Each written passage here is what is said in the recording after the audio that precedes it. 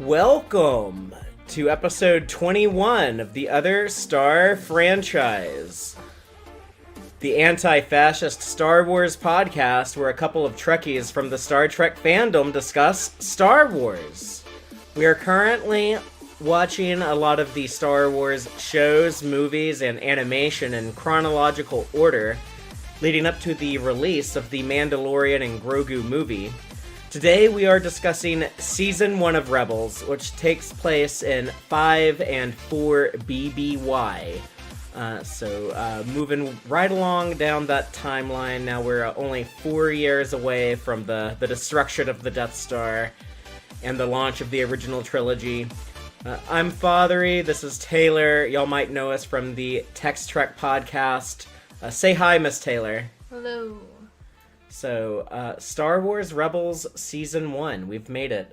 This is, Taylor, you and I are in agreement. This is both of our favorite animated Star Wars ever, right? So far. So, I love the optimism of that so far, yeah.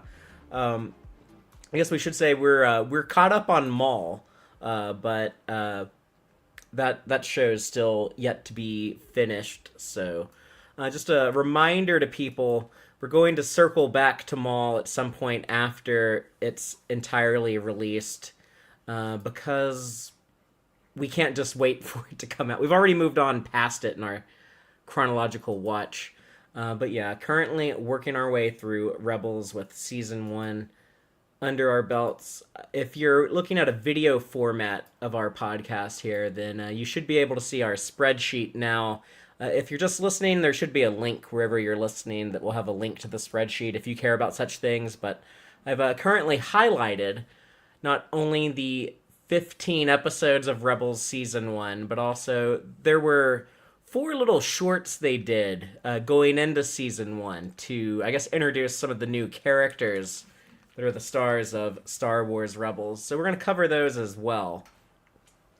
But before we do that, Taylor, just real quick, I'll go first and give you time to think of an answer, because I know I'm springing this on you. But we say we love Rebels so much, and we'll get into a lot of the reasons why. But just off at the top of your head, what are some of the reasons why we love this show so much? For me, I say this is the animated Star Wars show I would have wanted as a kid. It's closer to that original trilogy, that scrappy Rebels fighting stormtroopers. And I also, I love these characters. I love the original characters they created here. But what about you? Well, it takes me a long time to start liking characters. But Yeah. I do think, Sabine is... I like her being an artist. And there being a lot of art references and stuff in this show. And then, kind of in the later seasons where you kind of have, Jedi history tied with art history. And those are things that just interest me. I have an art history degree. And so I think it's cool to have, such a rich world building where even... this world has different styles of art over time, and they tell stories that way, just like we have, so that's a really big pull for me. And I like a lot of the woo Jedi space bridge stuff. They get into a little of that stuff here when they bring Yoda into the show. One of the episodes we'll talk about, but it's funny you say that, because that's kind of the things that sometimes Rebels gets a little too weird for me. Those things become more of a thing in the later seasons. But it's a show that I always say it peaks in Season 2. That's I guess another criticism of the shows. I think Season 2 it reaches highs that 3 and 4 never quite come to. But Season 1 I always think of as my least favorite season of Rebels. Yeah, I think that's mainly just because they're fleshing out the places and the characters and stuff. In Lothal, they spend the whole season on one planet. Well, they're on the ship a lot, but it doesn't bother me that they're on Lothal a lot. At the time, it felt weird. It felt like this is the only Star Wars that just stays at the same planet the whole time. I guess Clone Wars spends a lot of time on Coruscant, but they have good reasons for being there. Yeah, I also really like Hera a lot. I remember watching the show for the first time, and in order, the characters I liked easiest were Hera, and then Chopper, and then Zeb. actually still kind of struggle with Ezra and Kanan sometimes, especially in season 1.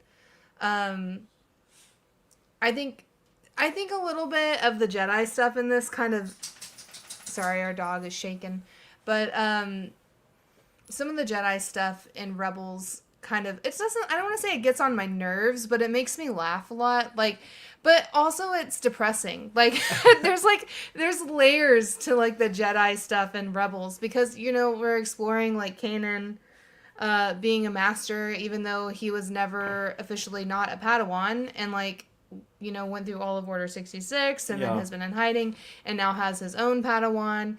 And I think there's a lot, in my opinion, I don't really like when it's like the Jedi thing is the only thing, like the only way to use the Force. And so I feel like it's kind of weird when we see like, oh, well, the Jedi Order has fallen, and then like, but I don't know. I think it's just like odd to be pushing like Ezra to be exactly a Jedi and only do these Jedi values when it's all so different now that there's no Jedi Order. Right. And so some of that stuff gets me a little bit eye twitchy because I'm like, Kanan, like maybe take a minute. Well, you got to keep in mind though, like the original trilogy, like this is closer to depicting Jedi how we thought a Jedi before the prequels. And before George came in with the prequels and were like, oh, the Jedi Order actually like really sucked and the Jedi were dumb. So to me, like this is closer to, and like Kanan is kind of absolved from a lot of that because he never finished his training. So he can maybe, it's kind of an interesting experiment. You know, the show is like, hey, we're at this weird time after the Republic and during the earlier days of the Empire. And, you know, maybe the right way for the rebels to win is by like this guy who never finished his training. Maybe he can figure out like a better way to be a Jedi. Or like, but it's also, I think, well, what else is he gonna do? You know, Yeah. I think they figure it out better. Like the longer this, I actually really like season 3 and 4, but I more think than in season 2. Season 2 is the big Ahsoka season, though. Well, I like that too, but I think my favorite stuff is all of the like Loth wolves and like the big Thrawn stuff at the end. Right, yeah, and Thrawn doesn't come in until season 3, and that's also when they start doing like the Bendu stuff with the Force, and yeah, the one in the middle, the Bendu. Yeah. But just starting off at the very beginning, we're going to run through all of season 1 of Rebels, starting with, before we even get into season 1 actually, with those 4 little shorts they did to promote the season. These were released online, I guess. I don't think I ever saw them until I watched the Rebels season 1 Blu-ray in like 2016. But Taylor, let's start with the first one, the one that introduces my favorite Rebels character, Chopper, the Machine and the Ghost. Following a raid on an Imperial supply convoy, the Ghost is pursued by TIE fighters, which take out its shields and communication system. Only one TIE fighter remains after a dogfight, and Chopper destroys it. Yeah. I like this episode because I like the dynamic of Hera and Kanan using Chopper as the middleman to communicate, because their comms are down. And they're just so sassy, and like, they're not fighting, but they're like, in a stressful situation where they're having to rely on each other and can't communicate, and like it's just really funny to have Chopper be like the one in between, like running the you know, trying he's like, well, Hera told me to do this, but then Kanan told me to do that, and he's like, wah, wah, wah, wah, well, wah. from our Star Trek perspective, he's very Chief O'Brien on Deep Space Nine. He's like, he holds everything together, no one appreciates how much he's doing. For sure. But I thought it was a good intro to Hera, Kanan, and Chopper. Yeah, and if you were reading some of the books in chronological order, which we weren't, but if someone was, the novel, what was the Kanan and Hera prequel novel, like New Dawn or something like that? Rebel Dawn. Rebel Dawn. New Dawn. Yeah, it's what I was. Those are the it's two I was definitely thinking Dawn of. related. We got that word right. Yeah, but that has Chopper in it, right? I never read it. I can't remember. I did read it, but it's been a long time. I bought it and never read it, but... Well, you can read my copy. I have it. Oh, I'm pulling up my digital copy on my phone right now to look at it, which it's called The Rise of the Empire, because this was the the version that had the Tarkin book and A New Dawn. That is what it's it called, is A Star New Wars: A Dawn. New Dawn. But yeah, they're like, this is Spectre 1, 2, and 3. Yeah. Which The OG squad. Hera is the commander, even though like she's Spectre 2. Right. But that's just to confuse people who like if people hear Kanan called Spectre 1, like a stormtrooper might like shoot him thinking he's the commanding officer and a more valuable target. So it kind of protects Hera. But yes, and then Spectre 3 is Chopper. So they're like, that was the original Ghost, the name of the ship, Yeah, Ghost. their first adventures together. But that was the first crew. Yeah. And then like they add in Zeb later because he's Spectre 4 and Yeah, and Sabine is Sabine, 5 and then Ezra becomes 6. So speaking of the Ghost though, I feel kind of blasphemous saying this as a old school original trilogy kid. You know, like I'm one of those. I call myself one of the old school prequel haters, which hate might be a strong word. That's the path of the dark side, right? See, I'm loosening up a little bit, but it's crazy to me that I would ever say like I like a Star Wars ship more than the Millennium Falcon, but I sure as hell love the Ghost more. And it's like the perfect Star Wars ship. It is the perfect Rebels ship. It was the perfect ship to have in the show. That was the way that they were kind of promoting this early on, was that it was going to be kind of like Star Wars meets Firefly. You know, they're going to be like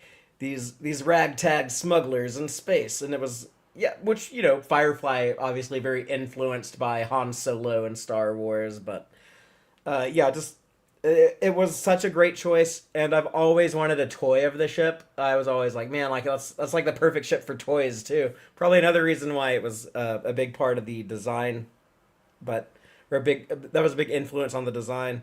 But I finally have a toy of it. Taylor just got me a toy of the Ghost for my birthday, so I want to take it out of the box. This is like this big ship, but like I'm like I gotta wait till like the perfect time to unbox it. And like sometimes I'm about to unbox it, and then I get nervous. Well, it's part of like the mini series or something. So like, there's teeny tiny little pieces too that go with it, and like there's little characters that come with it. They're teeny tiny. Yeah, the Micro Squadron line. Yeah, there you go. But it looks pretty cool. But no, before Taylor bought this for me, I used to go by our local Walmart. I sound like a dumb little. I sound like You a would stupid little literally kid. just go visit it. I would stop by the Walmart and go look at it. Yeah. And then one day I went there and it was gone. And I called Taylor. I'm like, someone took the Ghost out of Walmart. It wasn't me, but it did end up in our home, a different one that you were looking at. But yeah, the short was good to kind of like give the Ghost. It introduced the Ghost too, technically, not just Hera, Kanan, and yeah, Chop. the entire show. Also, the first time I guess Star Wars was in 16:9 aspect ratio, because this show was also made on a tighter budget after Clone Wars. We can talk a little bit about that. But let's move on to Art Attack. That's the Sabine one, right? She like tags TIE fighters. What happens? Sabine infiltrates a TIE fighter landing platform to create a diversion for the Ghost to escape. She taunts the stormtroopers to chase her and leaves behind an explosive that covers them with purple paint. You know, so not much else to that. Yeah, that's pretty straightforward. Well, do you have any comments on that? I have no thoughts on. I guess it's cool to see Sabine. When Rebels first came out, I thought the show looked dumb, by the way, and I was like, oh, look at like this dumb pink Mandalorian girl. Like this is like Disney trying to sell Mandalorians to little girls. They're like, let's make a pink one. Let's make a pink Boba Fett.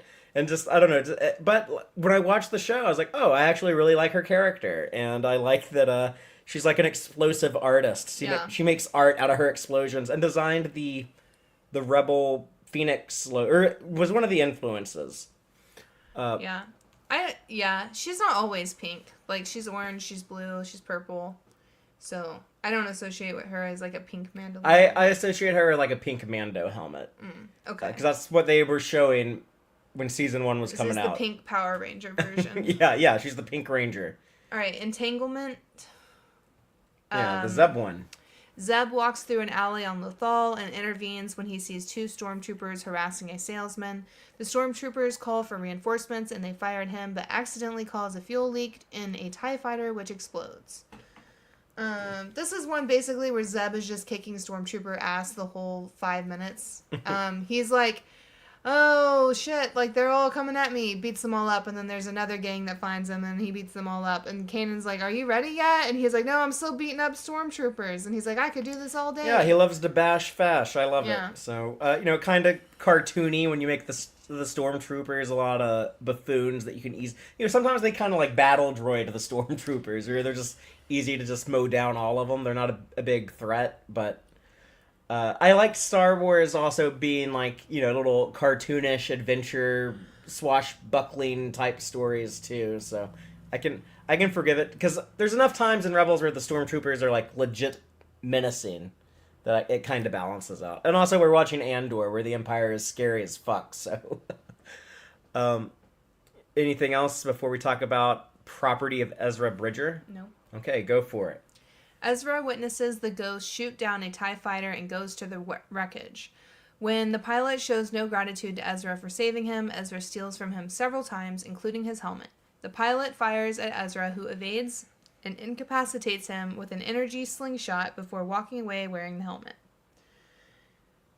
So yeah, we get Ezra as the helmet collector. I guess we see like his house, right? Doesn't it? Or am I thinking of the opening of the first yeah, episode? I think that's where he goes to the tower. Yeah, this is just in the field. Yeah.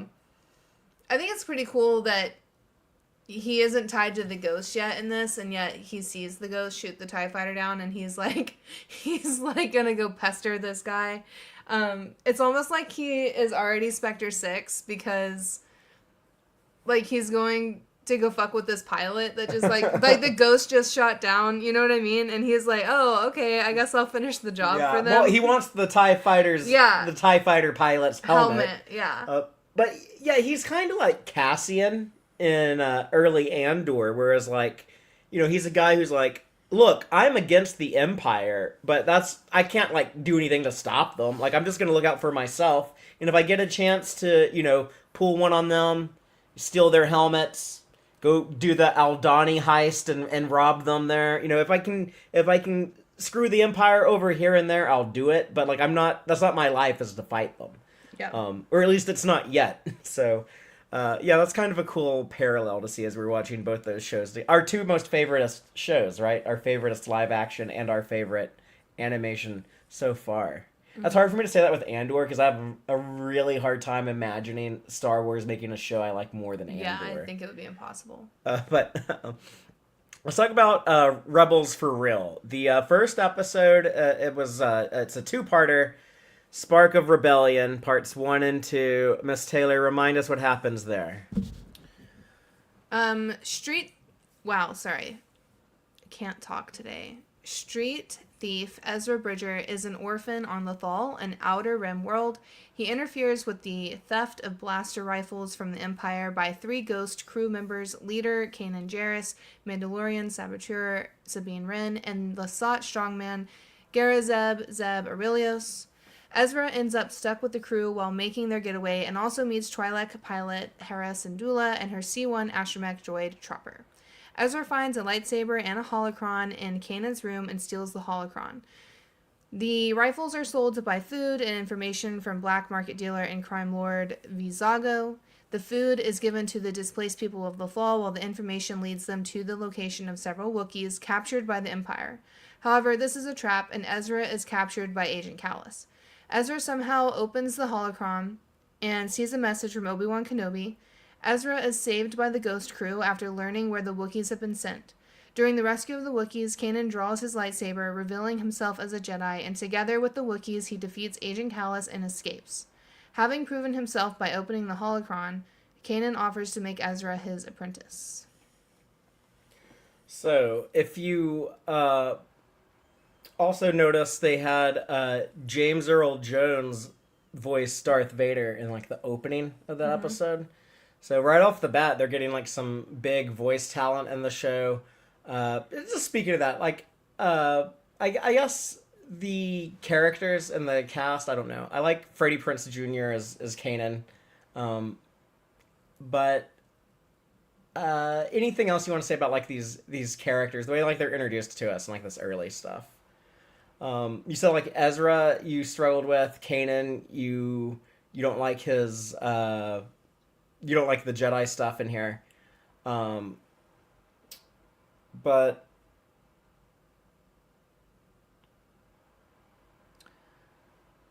Well, I don't.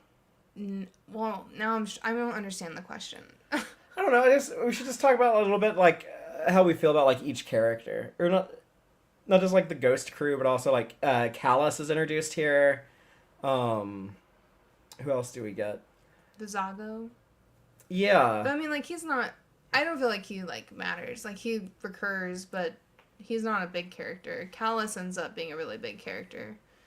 Um, I don't know. At this point in season 1, I don't feel like I have very strong thoughts on anyone. Like, uh, except, like, the main characters. But, like, Agent Callus is kind of, like, I don't know, just another Empire dude, drone person that is fighting people, like, and then there's that lady mayor. it doesn't stand out to you weird the way like he has like a beard. It's like an anti goatee. He has like this. Yeah, it's weird. The mutton chops that come up to his mouth, and then it's like no beard around his mouth. I think he had his ass kicked and dragged so much that he can't grow hair there anymore. Like his beard looks like a toilet seat. How it's on like the left and right side, and then there's like this gap in the middle.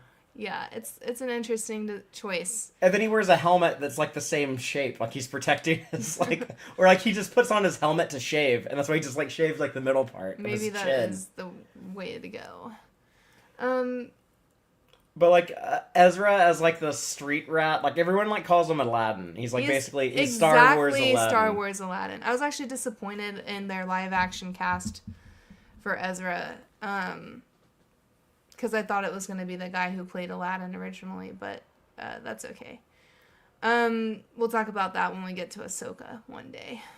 But yeah, Ezra's okay. Like, he's just a feisty little kid with problems, and like, he obviously is set up to have very huge character growth, and so that's why I don't want to shit on him too much, because it's like, you have to have characters that are unlikable in some ways, or have like some qualities that they're working on for them to become interesting characters, But I do like how we do see Ezra like pause a lot, even before he's met Kanan, like before he makes like this really big jump on his escape early in this episode.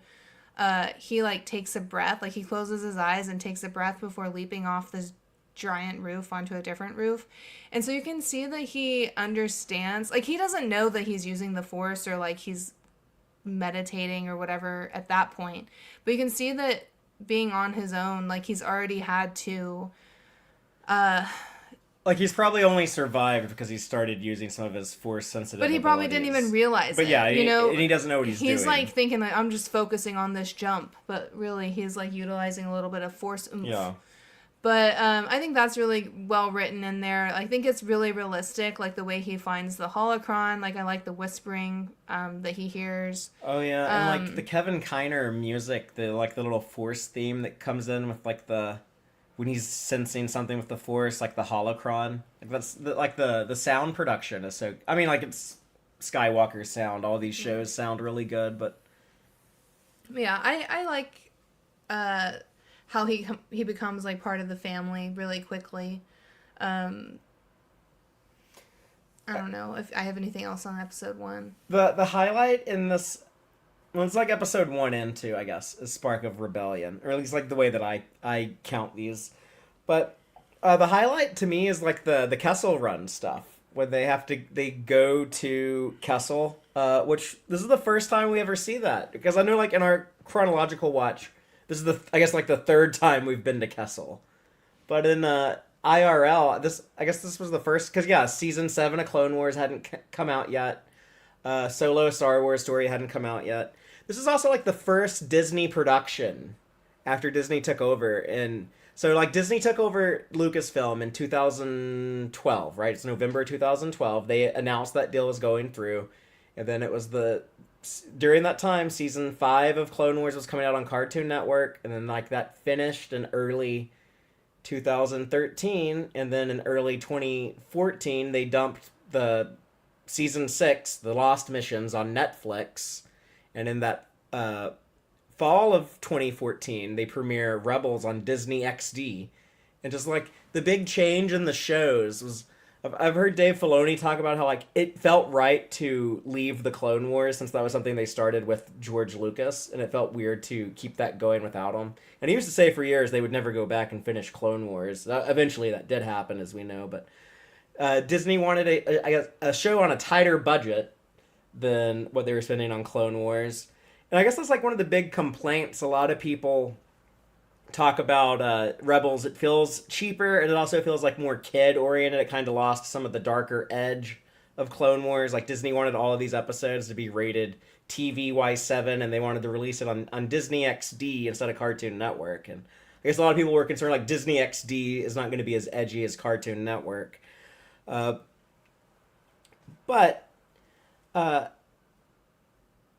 this first episode, I remember like when it came out, as someone who people who listen to our show might have heard, took me a couple times to watch the Clone Wars. I quit that show a couple times. So I was someone who had never finished Clone Wars. I had seen a little bit of it.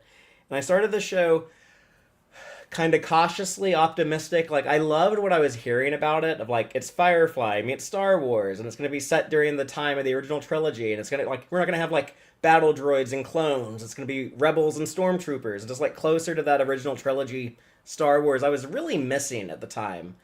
Like, as someone who like wasn't always happy with the prequel movies, and just it kind of like turned all of Star Wars for a long time, like after 1999. Everything, not just like the movies, but when they were doing like Star Wars books, comics, video games, whatever, everything kind of skewed more and more prequelish. And Disney was really trying to get all of the old school original trilogy fans back on board. Like all the people who kind of, like me, like got burnt out on prequel stuff.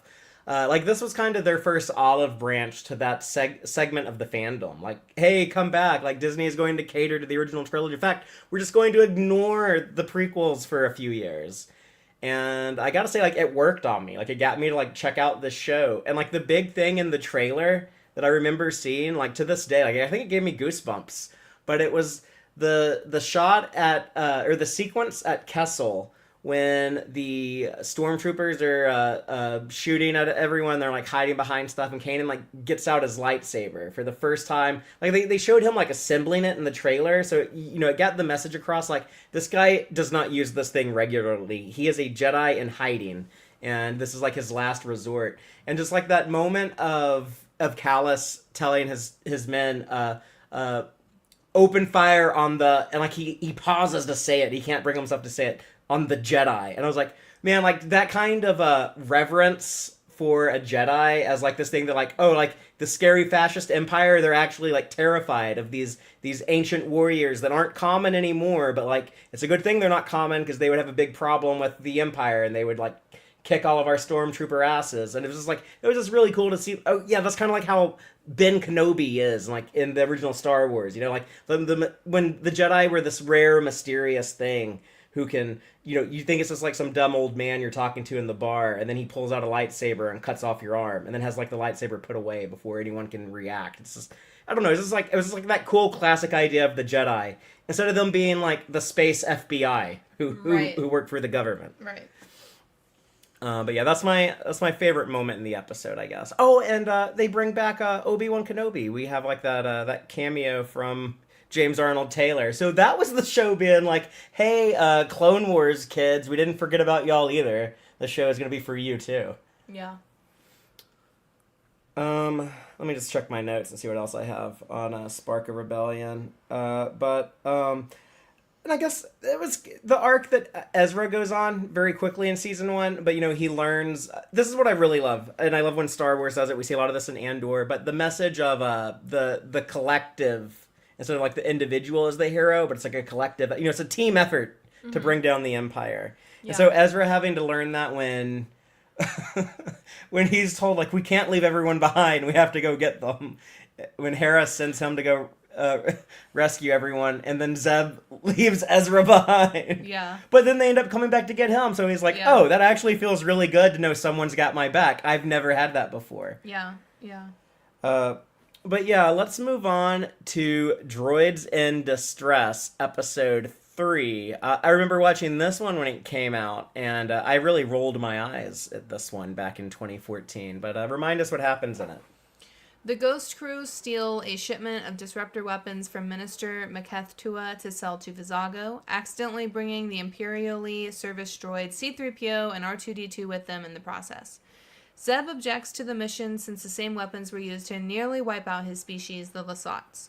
Agent Callus intercepts C-3PO's distress call and follows the ghost to Lothal. Zeb sees that Agent Callus uses a bow rifle, a weapon only used by the Lasat Honor Guard, which Callus had taken from a guardsman he killed himself. In the ensuing duel between Zeb and Callus, Ezra saves Zeb by instinctively using the Force combatively for the first time, pushing Callus away and knocking him unconscious, allowing the crew to escape after setting the weapons to self-destruct as a diversion.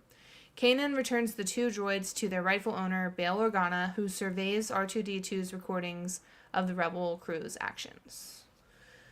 So this was all, I guess, orchestrated by Bail Organa to get a closer look at these rebels, who they don't even know it, but they're working for him because they're taking orders from Hera's contact, Fulcrum, who eventually is revealed as Ahsoka, who we learn is working with Bail Organa all along during this time. So I guess he was like, I need to see these people up close to see if, I guess If just we to want to assess pull them in yeah. more. Yeah. Yeah. What really bothered me at the time, though, is because I watched, like, the first 2 episodes, and I thought, like, you know what? I like this more than Clone Wars. It looks like Star Wars to me. Okay, Disney, I might give you a shot. I don't want you to make more movies. I was really against The Force Awakens at the time. Ended up liking it, but at the time I was like I don't want to know what happens after Return of the Jedi. It's like that's the perfect ending there. They bring down the Empire. But what bothered me when I first saw this episode was that I felt like they were already jumping the shark on week 2 by bringing in C-3PO and R2-D2. It was so cool to have like these original characters that weren't connected to everything, and like.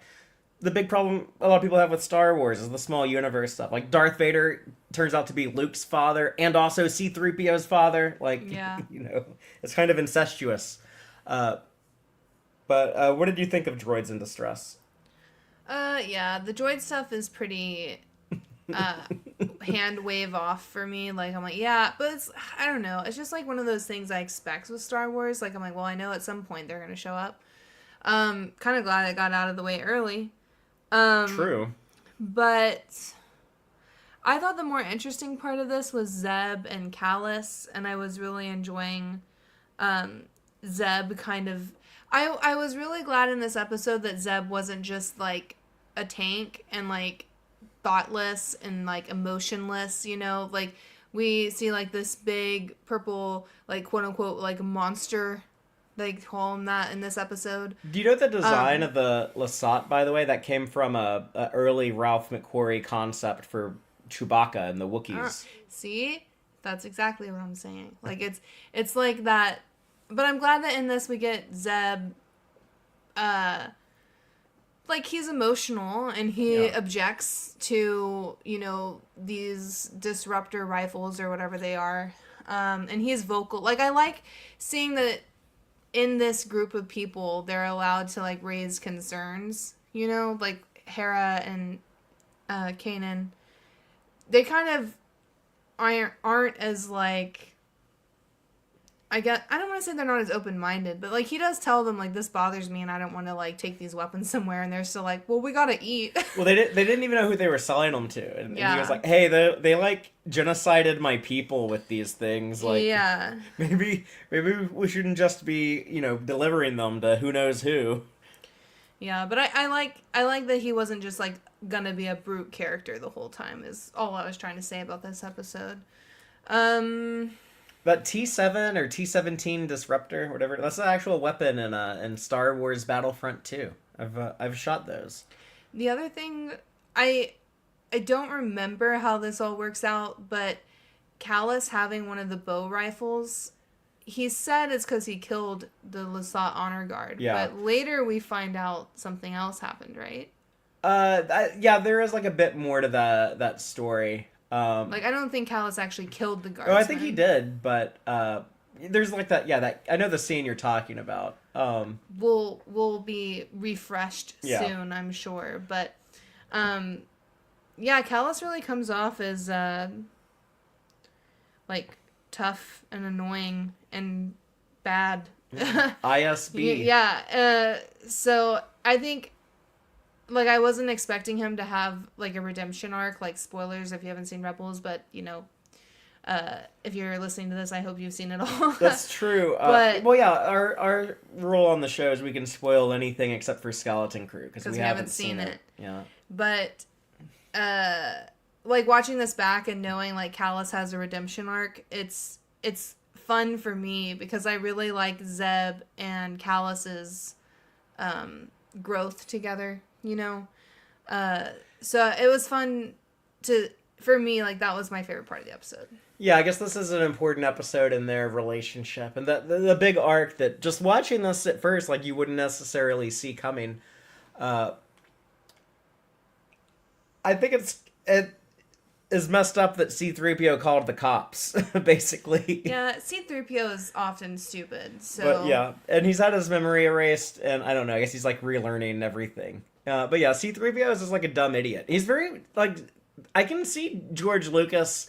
When he says, like, Jar Jar's not that much worse than C-3PO, because it's like, well, yeah, C-3PO is, like, a bumbling idiot also, but... But the thing is that he's a droid. He's not organic and, like, flopping all over the place and has a long tongue that he, like, uses like one of those party favor toys that goes, like... Yeah, like a frog tongue. Yeah. But, yeah, it's also, like, C-3PO didn't get annoyingly stupid until after Jar Jar. Like, I never hated 3PO until Attack of the Clones. But, you know, that's fair. I liked having Bale back too. But yeah, and Phil Lamar voicing Bail Organa. Really annoyed, like C-3PO and R2-D2 are with Imperial people, and I was like, this is fucking stupid. Like I don't want to see them there. Well, they were there undercover. Like R2-D2 was there undercover. I mean, I get Bail that. Organa, and C-3PO is an idiot. But like at first, you don't know that. Yeah.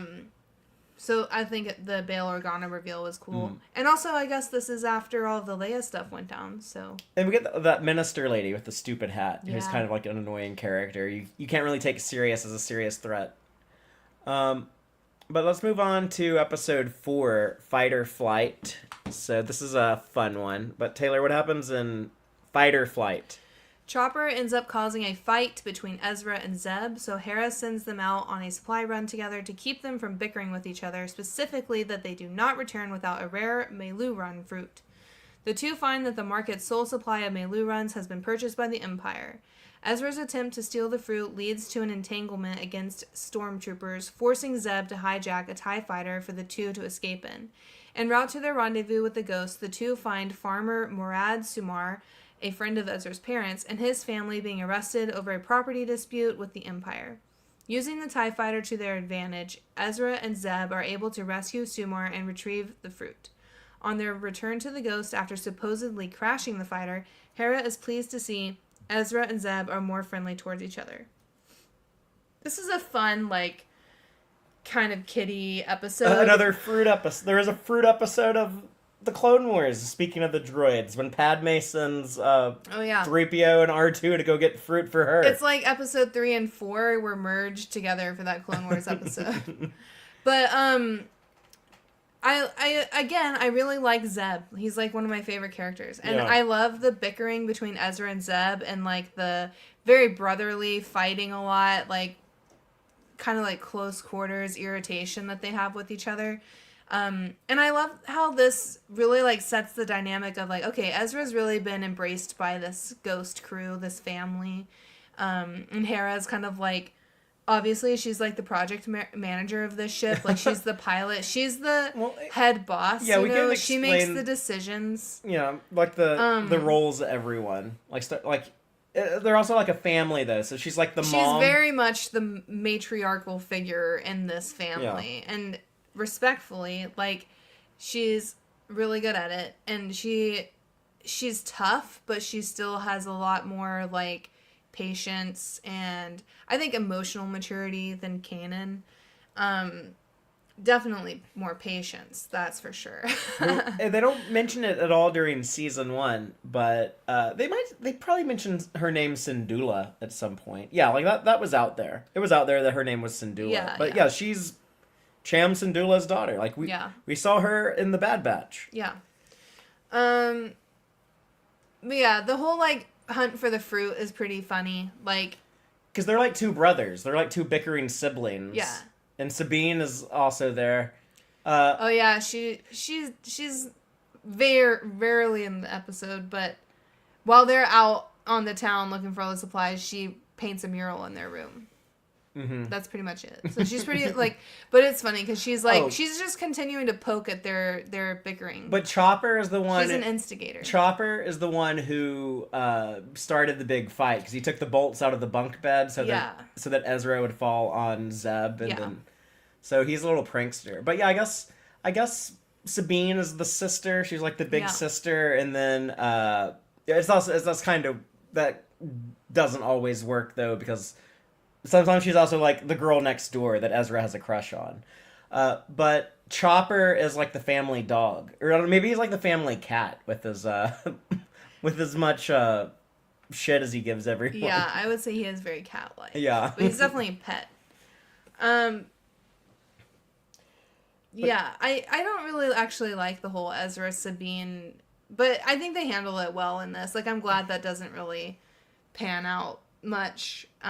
Yeah, I think it's kind of funny, just kind of like, because like she's supposed to be older than him, so like you know, it's like if you're a 14-year-old boy and you have a crush on like a 16-year-old girl, and it's just like, oh man, like there's nothing I can do to get her to take me seriously because she's just gonna think I'm a little kid, and they kind of like play into that a lot. It reads very true to me. But yeah, seeing Zeb and Ezra bond over stealing a TIE fighter. The name of this episode is so cool. Fighter Flight. Like, it's not fight or flight. It's fighter, as in TIE fighter. Flight. Fighter flight. Yeah. So, I like that. And Dave Filoni talked about... That's one of the cool things about Rebels, is they did, like, this Rebels Recon, like, after show, where it's all, like, all on YouTube. You can go find, like, these little behind-the-scenes features on all these episodes. But on this one, like Dave Filoni said, like a big inspiration was being a little kid and you have a TIE fighter toy and you have like these Star Wars hero figures. It's like the scenario that's really common for a lot of kids to play is like, okay, I'm gonna have Han Solo steal a TIE fighter, or I'm gonna put Luke Skywalker in the TIE fighter and let him like fly it around. Mm-hmm. So that's kind of like what they were thinking. That was the same mentality that him and Jon Favreau have on The Mandalorian when we get to that show. But it was a lot of like, oh, let's just make like scenarios that we played with our toys as kids and make those into actual canonical episodes of a Star Wars show.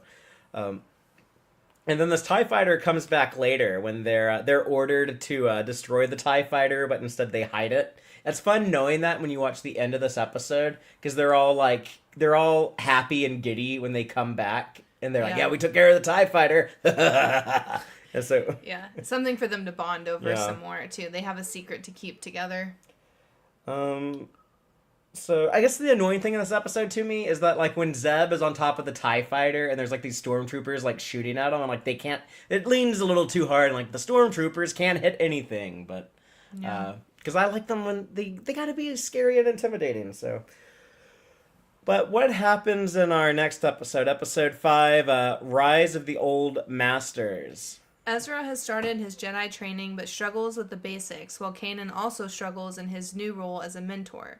The rebels discover an underground transmission reporting that Jedi Master Luminara Unduli has survived Order 66 and is being held in a high-security Imperial prison on Stygian Prime.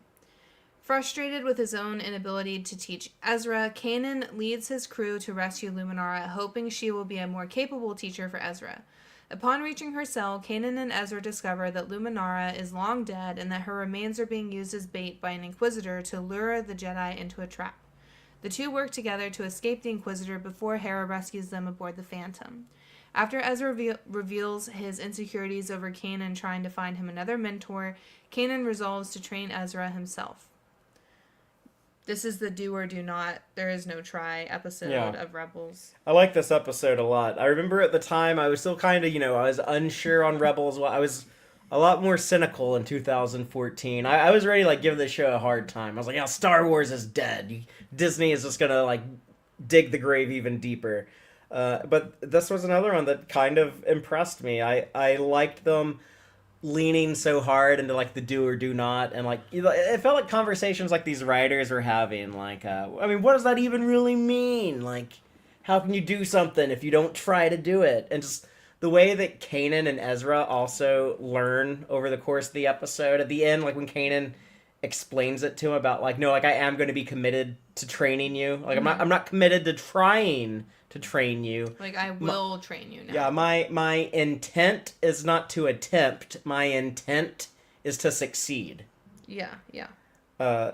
Which is what Yoda means when he says do or do not. There is no try. But yeah, it was like, man, like this episode, like it's just all about this one of the core messages of old school Star Wars. What do you think of seeing or not seeing? I guess seeing the corpse of Luminara. Pretty disturbing. Honestly, the first time I saw it, I was surprised because I feel like a lot of times like they keep characters alive or they come back or whatever, and this was very like, oh, there she is, she's sitting there, and then she like stands up and walks into her corpse and it like dries out in front of your eye. That's pretty gross. And sad. Like we've seen Luminara on business, like on missions together, you know. So. But you used to always complain about how you like don't like her. You're like, no, oh, she's so like cold. Her. She is cold. I like characters.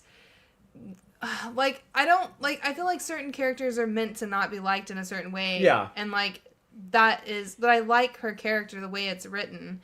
But I don't like her. Yeah, You know, like you like when they use her and you like how she's presented, but like if she was a real person, you would be like, "Hey, you need to ease up on Barriss. You're pushing her too hard. That's not going to work out." Believe me. You need to care more for your Padawan, you cold-hearted person. Damn.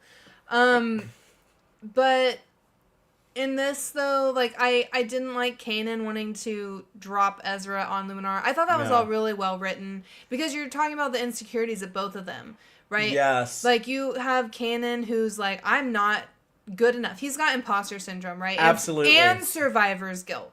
Yes. So he is like, fuck. You know, like, he's like, I'm not any kind of person to be able to teach. I can barely survive myself. Like, trying to keep it together to lead this crew, and now I have this little kid that I'm supposed to teach.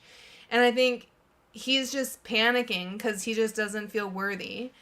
And of course, like, what more would make you feel like Kanan would feel so much more relieved being like, oh, well, Luminara like has experience. Like, she is a master Jedi. Like, she knows everything. Like if you remember, like, Caleb was, like, 12 or 13 looking up to Luminara and, like, Depa Billaba and, like, all of them.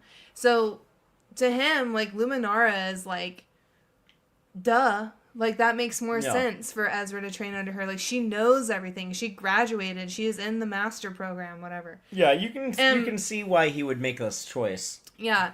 But, obviously, we know Ezra now, and him having his parents taken at such a young age, like, he feels abandoned, and he's been on his own for so long. He's finally found a new family, and for Kanan to say something like that, you can see how Ezra can very easily feel like he's being abandoned by Kanan. Well, he thinks it's all his fault. He's like, oh, it's because I'm too shitty of an apprentice and he doesn't want me around.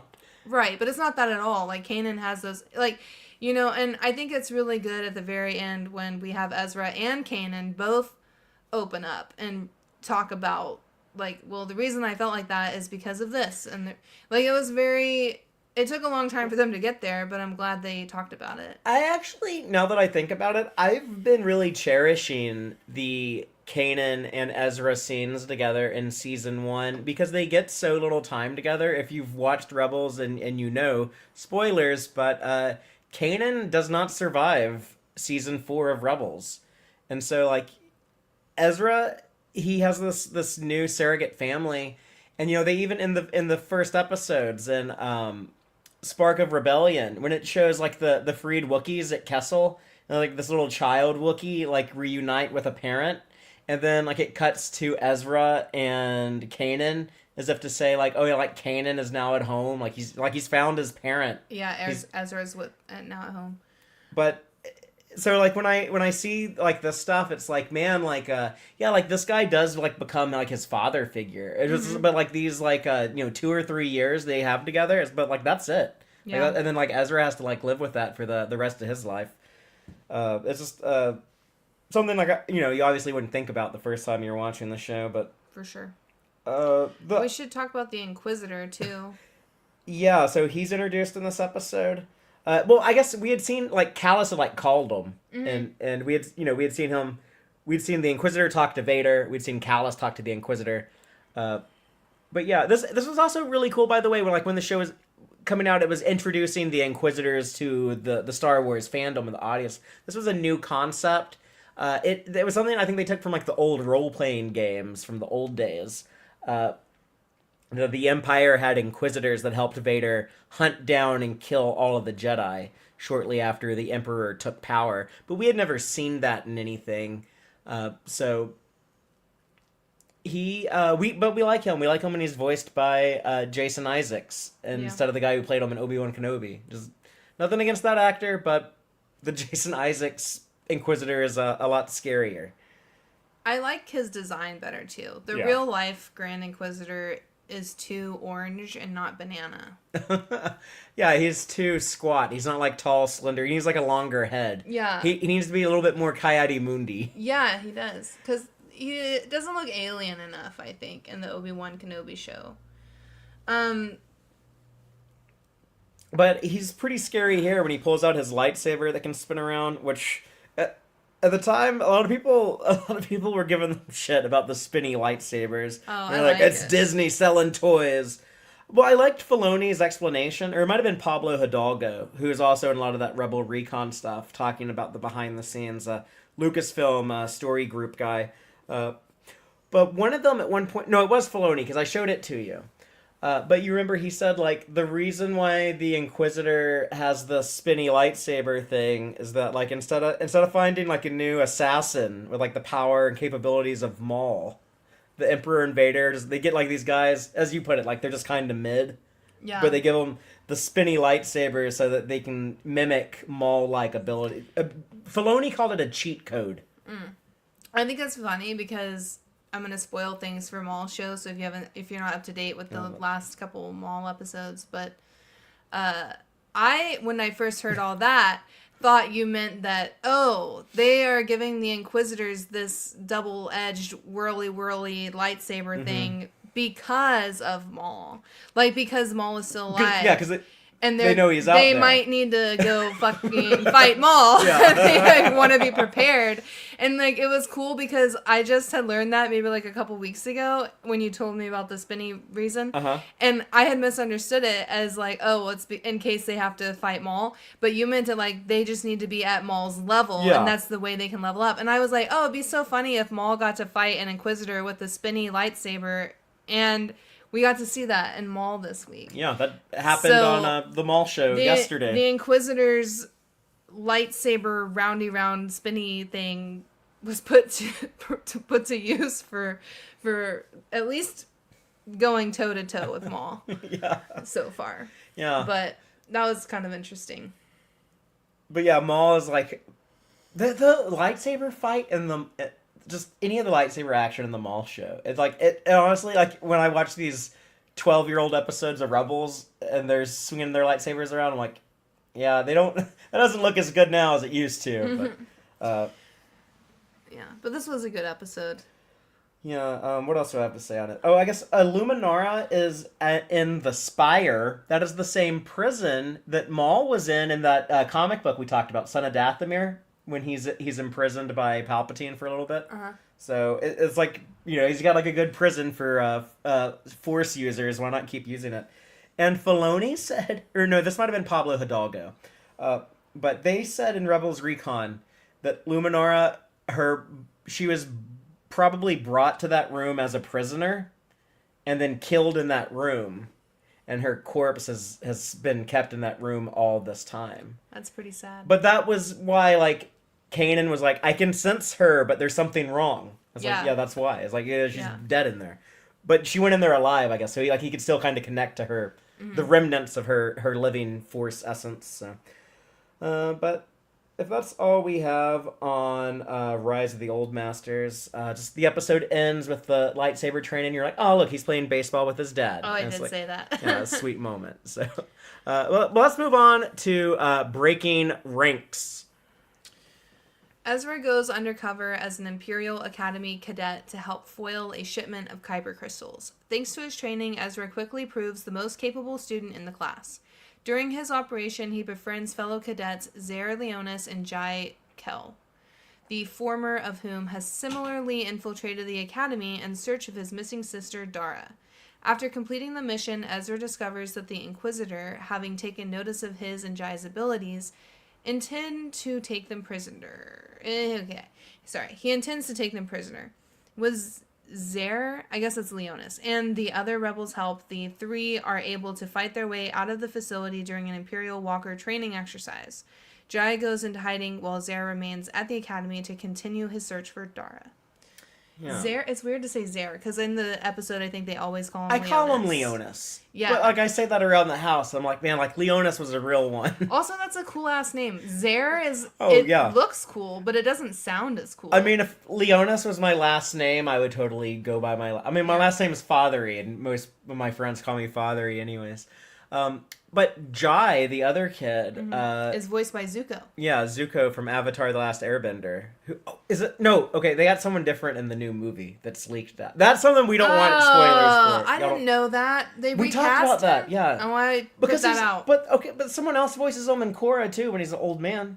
But he's an old man. I know, but this guy has a little kid voice. No, he doesn't. Yes, he does. He could have an adult voice if he tried. They only put him in stuff as a kid. Well, I hate that. He showed up in Superman the Animated Series as that teenager who was working for Granny Goodness in one of the Supergirl episodes. He only voices young people. I'm 10% less excited about Avatar now, knowing that he didn't. His name is, I think, Michael Dante or something. Like that. I assume everyone is a different voice actor because they don't want them to sound like that's 14-year-olds.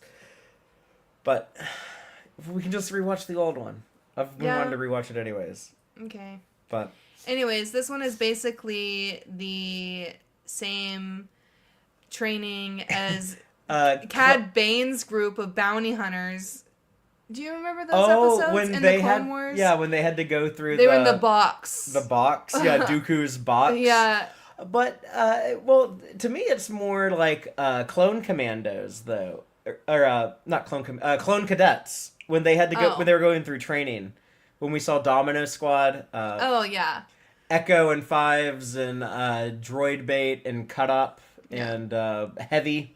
It's kind of funny, though, if you think about it's funny they're all dead, but Echo. I was thinking it's funny that the Imperial Academy is putting them in this box and doing this training. This is specifically in place to see if anyone is Force sensitive. Yes. And, it is ridiculous to me that they've wiped out all of the Jedi and they've been chasing them all down and stuff. And even still, they're like, and if we see even a glimpse of someone doing this really well, ha ha ha. It's been years and years now, and they're still looking. Yeah. You know? They're like, I will squash it at the very earliest second that I see something. It's like a systemic level of yeah. Not prosecution, but weeding persecution. It out. Yeah. It's this government-wide, galaxy-wide. That's like this well-funded. We're gonna take everyone's tax money and spend it on persecuting this one group. What's interesting is that it seems to be working. It shocks me, I guess, how many people are or seem to be Force sensitive. And this may be the galaxy, or the Force, I should say, trying to repair balance at this point, because it's we just had thousands of Jedi die. We probably need to have more Force sensitive people. I don't know if that increases people born to make up for the population decrease. I don't know if the Force works like that. Do you know what I'm saying? Do you remember in Avatar, whenever they have the convergence in Korra, and everyone becomes airbenders again. Right, because it's because of like returning balance, But I kind mean, of like that. That's kind of what's implied later with Rey, when like she was like Kylo Ren was getting so strong on the dark side, and there weren't many other Force users running around, and so the light side made Rey really strong.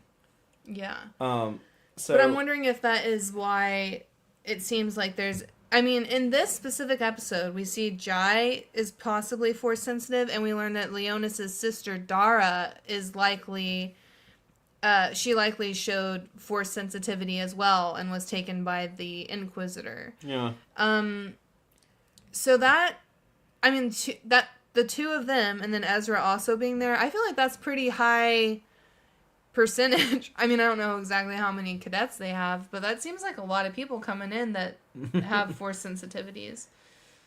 Yeah, I didn't really think of that, but it is interesting to me. I didn't really piece this together. My mind's kind of blown by what you said about they're doing the stormtrooper training, but it's also like that box stuff. The point of all that dumb obstacle course was to see if any of those guys that were going to work with Cad Bane and go on that mission for Dooku, it was just to see if any of them were undercover Jedi. Right. And so here we see, hey, it's like the clone training that we saw in Clone Commandos, where they're having to do like the capture the flag stuff, combined with Dooku's trials in the box for the stormtroopers. So yeah, so not only are they like training like these kids that have signed up for the stormtrooper program, and they're like testing these 15-year-olds, but you're also checking to see if any of them are Jedi. Thinking back on like the Clone Wars, the clone training, I wonder if that's also in place to see if any of the clones they're creating end up with Force sensitivity but too. They don't have like, the same level of difficulty at that point. So I was just like wondering if maybe the Kaminoans are like, we'll just have this like Force test just in case like one of our clones just so happens. Yeah, but yeah, I'm sure they would have been thrilled if they would have been like, holy shit, that. because that will be the key to this Necromancer project in the future. I don't think Palpatine started work on Project Necromancer until after he got rid of the Jedi. Yeah. Oh, okay. Well, I feel like he could have. But yeah, he would have wanted to. Early. Yeah, he would have wanted to get the ball rolling on that. Definitely. But anyway. Fun episode. My problem with it is the problem I have with a couple of episodes in season 1 of Rebels, and that is the Orange and Banana Man. Speaking of that, but we have that stupid Imperial Commandant and like that stupid Imperial Taskmaster or whatever their ranks are. But yeah, like both of those guys, the Commandant and Grant, I think is the name of the other guy. But they just look like stupid buffoon cartoon characters that are just there to be stupid bad guys. That little kid Ezra Bridger, this little 14-year-old, he can trick them, and I don't know. It just seems they're not very good characters. They make the Empire look dumb instead of menacing, and I'm glad that they don't survive the season. Yeah. So I'm sure we'll talk about that when they get wiped out by the GI, the Grand Inquisitor. But let's talk about Out of Darkness, episode 7. Chopper's antics cause Ezra and Zeb to forget to carry out an important repair on the Phantom. Hera and Sabine set out to an abandoned Republic asteroid base to retrieve supplies provided by Fulcrum, an anonymous informant whom Hera has been in contact with. Sabine voices her displeasure towards Hera's secrecy about their mission, feeling as though neither she nor Kanan trust her. Due to the fuel tank leaking on the Phantom, the two are left stranded on the base, which is infested with deadly Fear Nox. The two work together to survive the creatures long enough for the rest of the crew to rescue them aboard the Ghost, allowing Sabine to overcome her trust issues, while Hera tells her to have faith in the growing rebellion. Yeah, the Fear Nox were a neat animal, I thought, and they come back. We have those red Rhino barrels, like those are what Gregor was blowing up, right, in those dumb droid episodes of the Clone Wars. Mm-hmm. But anyone who's ever played a video game, like when you see like a red barrel like that, like oh yeah, if anyone shoots that, it's gonna blow up.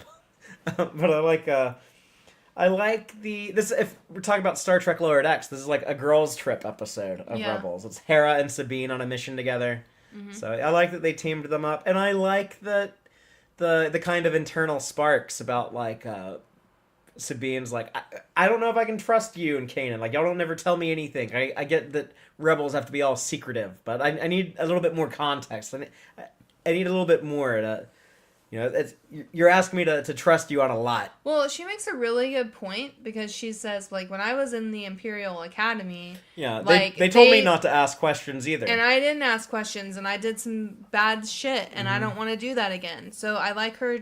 I like her one vocalizing her displeasure about not knowing the full scope of the missions and who their informant is, like, you know.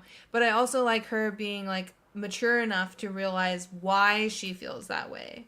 You know, she's like, well, the reason that I'm feeling this way is because it's triggering my previous like issues. Yeah, it's a good way to criticize the rebellion from within the rebellion is to be like you're being a little too imperial in some of the methods of operation here. Right. I kind of feel like there was a bit of that in Andor at the end of Andor season 1. Like that's what Luthen had to hear Marva's speech at the end and to learn to have like a little bit more, I don't know,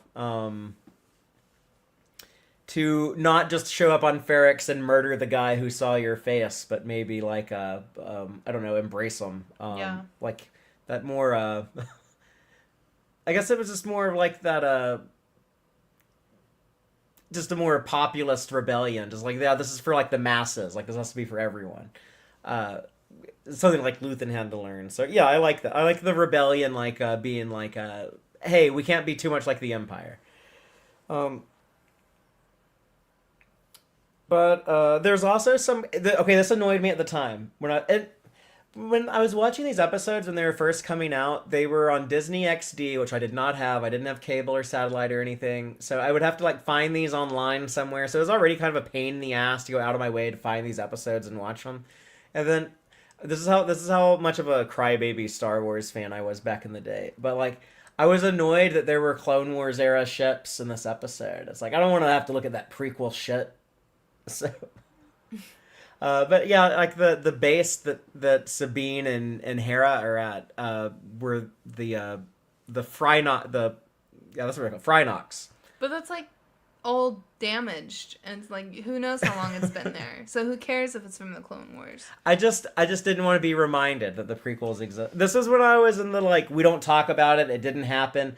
I was really hoping Disney would like just drop the prequels from the canon and be like none of that happened. We're just only the 3 movies are canon, and we're just redoing everything else. Oh, you're such a hater. Well, I'm glad that you've matured a lot, because I don't think I could have handled the same energy with Starfleet Academy from you. Well, I don't know if I would have been. This was at a time when like there wasn't any Star Trek. It was just, like J.J. Abrams made a movie every 3 or 4 years, and that was it. But yeah, there were those J.J. Abrams movies loosened me up to embrace the new era of Star Trek. So I get there eventually. I'm just a little slow sometimes. But what else in Out of Darkness? I thought it was kind of funny having Zeb and Ezra bickering, causing the issue that ends up getting them stranded there. I feel like that's very realistic.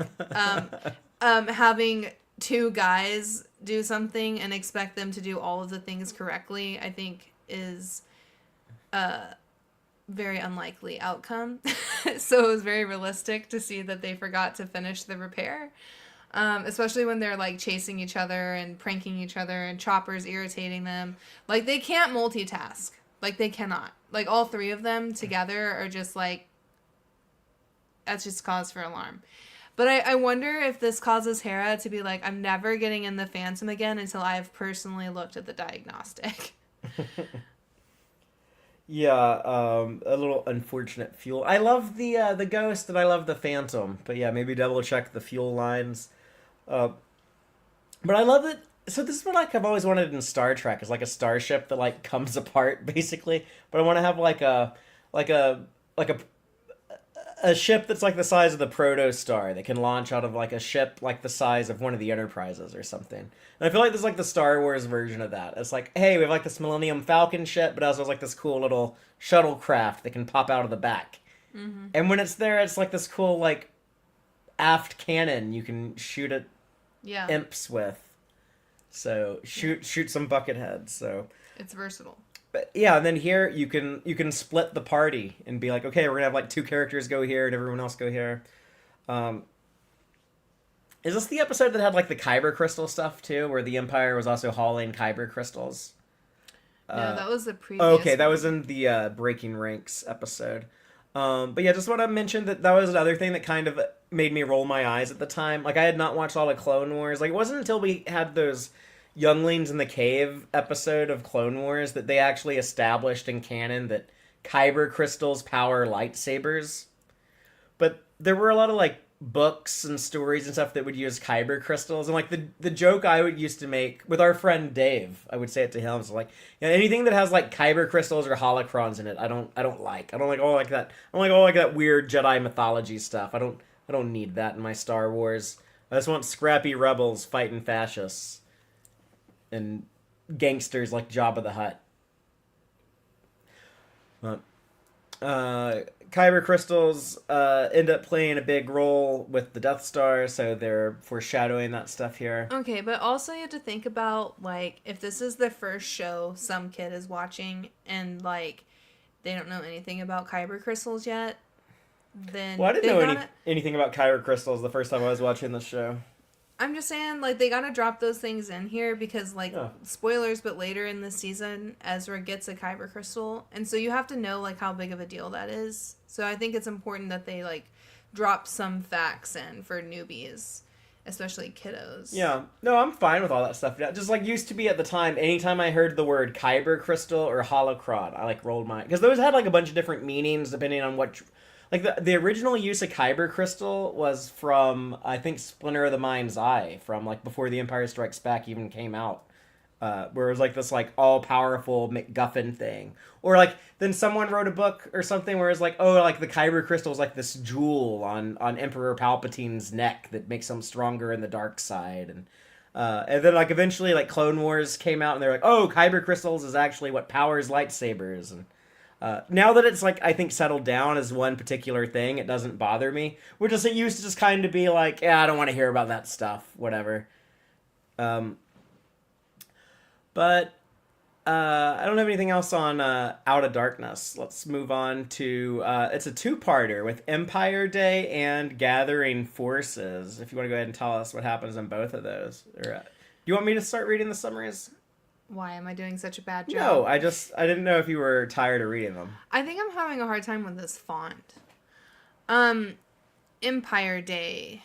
Kanan tries to teach Ezra how to use the Force to make a connection to other living creatures. The rebels destroy the Empire's new prototype, TIE Fighter, during a parade celebrating the 15th anniversary of the Empire's creation. Ezra, who was born on the original Empire Day and has turned 15, is preoccupied with his feelings towards his missing parents and opts out of the mission. He soon discovers that his parents' Rodian friend Zebo is wanted by the Empire and rejoins his friends to look for him. Zebo is found hiding in the basement of Ezra's old house, where Ezra reveals his parents were arrested for making anti-Empire radio broadcasts, after which Zebo had gone to work for the Empire. The rebels learn that Zebo has allowed himself to be implanted with cybernetics so he could steal information that is valuable to the Empire, though the sheer amount of information he uploaded has affected his mind. The rebels smuggle him off of Lothal aboard the Ghost. During the ensuing chase led by the Inquisitor, Zebo regains his senses and reveals that he knows what happened to Ezra's parents. And in the next episode, Gathering Forces. Learning that Zebo failed to save his parents from being abducted by the Empire, Ezra lashes out at Zebo for betraying his parents' trust. Amidst the chase, the Imperials attach a homing beacon to the hull of the Phantom, which Kanan opts to detach from the Ghost in hyperspace with himself and Ezra on board to mislead the Imperials. The two arrive at Fort Anaxis, where Kanan teaches Ezra to forgive Zebo by admitting his fear of not knowing what happened to his parents. The two tame the fear Nox by connecting to them through the Force and set them against the arriving Imperial forces, but are cornered by the Inquisitor, who injures Kanan. Overcome with anger, Ezra uses the dark side of the Force to summon a giant fear Nox against the Inquisitor, allowing the two to escape. Back on the Ghost, Sabine gives Ezra a picture of his parents she found in his house. Afterwards, the Ghost crew take Sibo to Fulcrum, while Hera offers to relay to Ezra what Sibo knows of his parents' fate. Ugh. What's wrong? I feel like I'm struggling to read these. Like, I feel bad. Let me read the rest of them. I don't know what's going on. I'm like the word Zebo is throwing me the hell off. I had to say it twice, like, each time. Because it begins with a T? I couldn't decide if I want to say it with an S or like a Z. The T is silent. Like a Zebo or like if it's like Sibo. Yeah, just like pretend the T isn't there. Like tsunami. Yeah. But yeah, Sibo. But I feel like it needs to be more like a Z, like Zebo. This is a great example of Rebels kind of having a cheaper budget than Clone Wars, having like in some ways a bit more simplified animation. But we talk about how Taylor, you pointed this out to me, how the Rodians have such pretty eyes in Clone Wars. They have cosmic eyes with like stars. They do, and then they get downgraded in Rebels. They're just like kind of. They almost look like dead fish eyes now, and that's pretty sad. But the overall look of Rebels I like so much more, because it's like TIE fighters and stormtroopers. That's so funny, because I don't think I actually like the style of Rebels animation as much as the last couple seasons of the Clone Wars. I think like the Clone Wars is like very crisp animation, like has very hard lines. And then in Rebels, the way that they like use color shading and stuff is way more textured, and it almost gives like kind of a blur effect a lot. And it's not bad. It's just really different, and I definitely prefer like the crisp coloring and stuff, and like the Bad Batch even. Yeah, well, everything else is kind of used that modern style that they started developing with Clone Wars Season 7, and, you know, like the tells of all the things, and then, like, now with the Maul show, which has evolved it a little further. But it was something that they talked a lot about when Rebels was coming out, about how they were going for, because they wanted things to look different from Clone Wars. They wanted this to be like its own show, not like a continuation of Clone Wars, but like a new thing, a new property. And they were saying that they were going to base a lot of designs on like Ralph McQuarrie concept stuff. And that's why like the lightsabers are so thin, because that's how like McQuarrie illustrated some of the early lightsaber concepts like that. And I wish the only part where it really bothers me is like with the lightsabers. Like whenever I see like the lightsabers in any of the other shows, I'm always like, Rebels is my favorite animated Star Wars, but I wish the lightsabers looked this good. But yeah, and also I guess when I see the eyes of a Rodian, I think like I wish the Rodians looked that good on Rebels. Yeah. But I love that like, oh, he's a Rodian Lobot. He went and had like the Lobot surgery, like that dude on Cloud City. He has like the implants installed in his brain. The Imperial March anthem, they use that as the like anthem of the Empire for the first time in this episode. And that comes up again in Solo, a Star Wars story. So I guess it was a Kevin Kiner thing all along, where they put the Imperial March in I guess it's a different key, but maybe kind of an upbeat song. I don't know, I thought that was kind of funny. Are you okay? Excuse me. There's also like all those new TIE fighters at Empire Day, where they attacked the celebration. They were like rolling out the new TIE fighters. Yeah. They have like the rounded wings. Yeah, I say like it looks like the wings look like parentheses around like the middle TIE fighter cockpit. Yeah, and yeah. It has like curved parentheses on the left and right side, instead of like the straight wings on all the other ones. But yeah, it's interesting. like, if people want to call this show like a more child-friendly version of Star Wars than Clone Wars, it's like I think it was like here, like when they're, I was thinking like that's weird that people would say that because like whenever they shoot these stormtroopers, like they're like literally like killing people on like the other side. So I feel like there's a pretty high body count in Rebels, and then here they're like there's like hey, here's like a big government celebration, and then it's like we're just gonna go show up like terrorists and bomb the place. Yeah. It's like, man, Totally like normal. the show has a bit more edge than people I think give it credit for. Like I don't really mind the TV Y7 rating. I don't think. Yeah. But the Grand Inquisitor has like his own TIE fighter, so kind of like Vader. So he's flying around in that prototype thing. I guess it's funny to see the Imperials working together. You have the Inquisitor doing the hunt the Jedi thing, but you also have Callus as the ISB guy, kind of like Dedra and Andor, being like, well, I'm here to like look for the rebellion. I'm here to go after the rebels, and a bit of rivalry there on the Empire side of things. But this all ends up with the big fight with the Grand Inquisitor when Kanan and Ezra confront him in the location from Out of Darkness with the Frynox.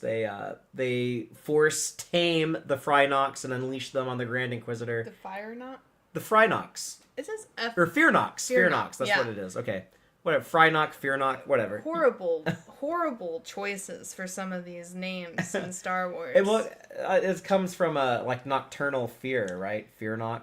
Yeah. Is that because these things like they stay in the darkness? There's they can't go out in the sunlight. But if it's dark, then there's like that scary thing from like I don't know, the Vin Diesel movie Pitch Black. It's like if you're in the light, you're safe, but the minute you go into darkness, these things are gonna try to eat your ass. Sometimes I'm reading these summaries for Star Wars and I think of Dune and I'm like, man, I couldn't just have like Paul, Duncan, Idaho. Like so easy to say. And then I'm over here like Zebo, Sibo, Fernac, like Kanan.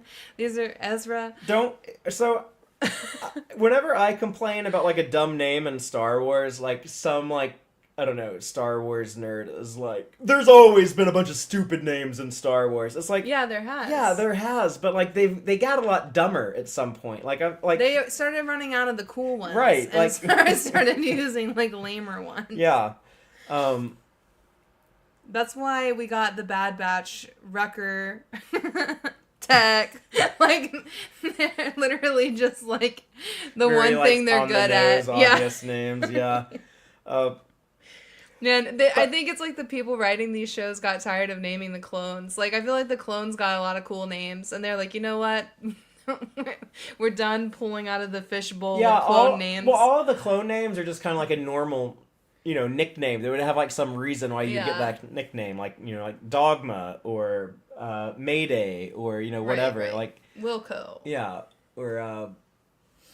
But yeah, and then there's like alien names that are more hodgepodge consonants that don't make sense to say together. But I want to talk about the Fearnox, like when they're all tamed and they're like sitting on the floor, and they and you looked at me and you're like, look at all these good boys. And I was like, oh, they look like our cat when he sits on the floor. Like I don't know, they just they add a lot of Tux the cat energy to them. But Ezra using the dark side, and that freaks out Kanan. Mm-hmm. That's a big deal in, I guess, Ezra's story. They were trying to tease that, like, oh yeah, this guy might have like a little bit more darkness in him, and it's because he has. It's kind of like the Anakin thing. He has all this family trauma. He lost his parents, and all of that. So, yeah, it's when you're that emotionally tormented, and then like you get strong in the Force, it can be dangerous. So I kind of liked the show dabbling with that stuff and kind of teasing, like, we're not sure which way Ezra might go. Like, we think he's a good kid, but who knows? Maybe he'll break bad. And then they explore more of that in the next episode, Path of the Jedi. Are we ready to move on to... Yep. Okay, so tell us what happens in episode 10, Path of the Jedi. Concerned with Ezra's previous display of wait, I the wanted to dark read side. these. I'm Let me- already I'll reading read it. it. No, Let me I'm read it. already reading it.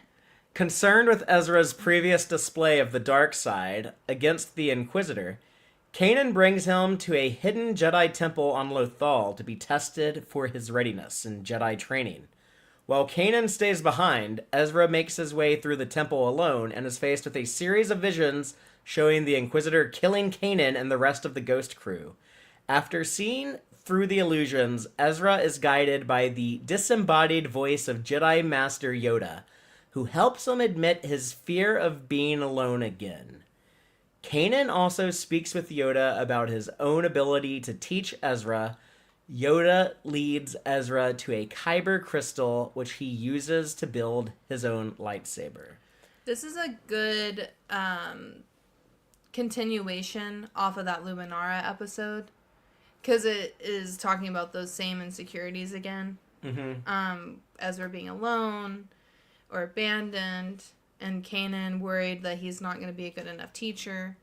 But we're kind of seeing it as they've already recognized that they have those issues, but this, I think, is like the attempts of them working it out, you know?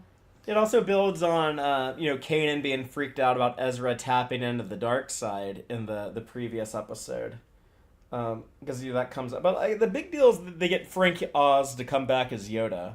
Which, that was kind of crazy, like in 2015, being like, oh, I never thought we'd get more Frank Oz Yoda, so that's kind of cool. And the Jedi Temple on Lothal. I don't know if this is when it was starting to bother me, where it's like, man, like they really need to get the fuck off this planet. I'm tired of Lothal. Like, why does this ghost crew stay here? Like Ezra like joins up on the spaceship crew and he's like, hey, let's just stay at my home planet. It's like, no, like wouldn't you want to like get out there and see the stars? My headcanon is that if Kanan decides he doesn't want to train Ezra anymore, they want to be close by to kick him off drop at him home. off. My headcanon is that they had to like completely develop a new show from scratch and create all these assets, and they're like, we're gonna make one planet and use it a shitload this season because we also have to make all these characters and all these ships and all these stormtroopers and all this other stuff. Yeah, I don't really mind being on Lothal. I think it looks kind of cool. I mind it less now after we had other seasons that we got off of it. But when I first watched these, it was boring to me. I got tired of it. And this might have been around the time I was thinking that. But the Jedi Temple there, that was an idea that really was in a lot of the stuff around this time when Disney started putting out new books, and they were promoting The Force Awakens. This is the year that The Force Awakens comes out. Like this episode, Path of the Jedi, it aired January 5th, 2015. And then The Force Awakens came out in December of that year. So it was deep into production or post production by this point.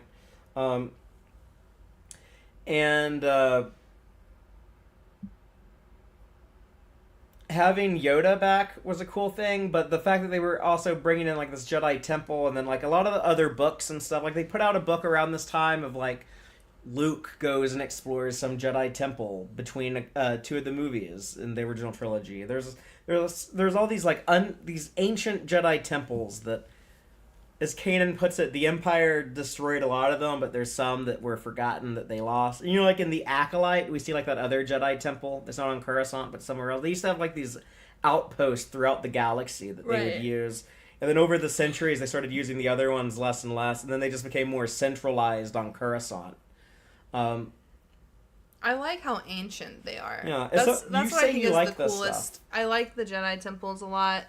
I just think it's like, I don't know. It's very historical, like, and I think it's, like the Jedi Order doesn't exist anymore, and like the Jedi have been like wiped out, and so that's what I'm saying is like it sucks for Kanan because he wants to be like, well, I want to train him the Jedi way, but it's like, well, that doesn't really exist anymore. Like you have to like come up with your own kind of Jedi way, and I think that's like important that they go to these Jedi temples because they're way different than what we saw in like the Clone Wars Jedi Order. Like these Jedi temple, like off-site locations, I guess. Like, or the Jedi might have lost something by losing all these temples, Yeah. losing touch with them, and like, yeah, there's probably like a lot of like knowledge there that Kanan can go rediscover. right, and then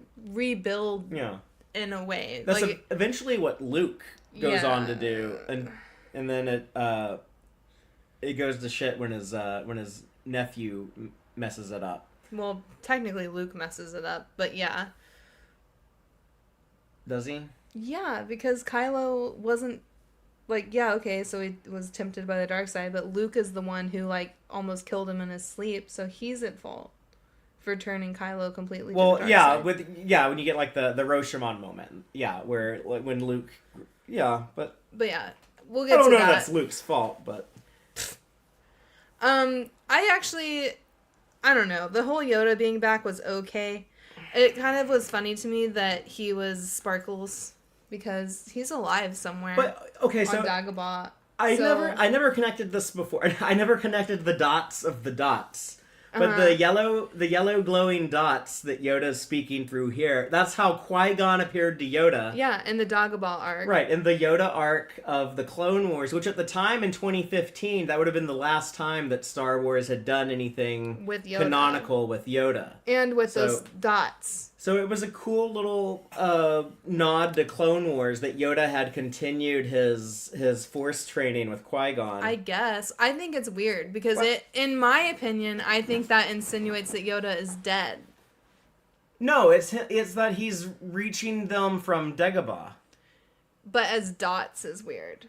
Like as the Force dots. Because Qui-Gon died and then came back as the Force dots because he didn't finish his ghost training to become a full person ghost. And then he tells Yoda, oh, you have to go do all of this training. And I guess Yoda's not done yet, and that's why he can't manifest as a physical person. This stuff just is annoying to talk about because I'm annoyed with like Qui-Gon Jinn being like a physical person in the Obi-Wan Kenobi show at the end because he never finished his training, so he should never look like a human. Like he should still be Force dots. But they wanted to have Liam Neeson back. Yeah. But I don't know. I just need to like let it go, and it needs to just like be space force physics that doesn't make sense or whatever. Well, I think it all makes sense. I don't think that Qui-Gon appearing as dots in the Clone Wars to Yoda and say like this is the best I can do. I don't think that is contradicted when he appears as like a ghost form to Obi-Wan on Tatooine, because like Obi-Wan had been training to try to receive Qui-Gon. You know, he's like I'm trying to pick up what you're transmitting. So I feel like that makes sense. So the Force is basically a walkie-talkie, and they're communicating with these Force dots. They're not actually the dots.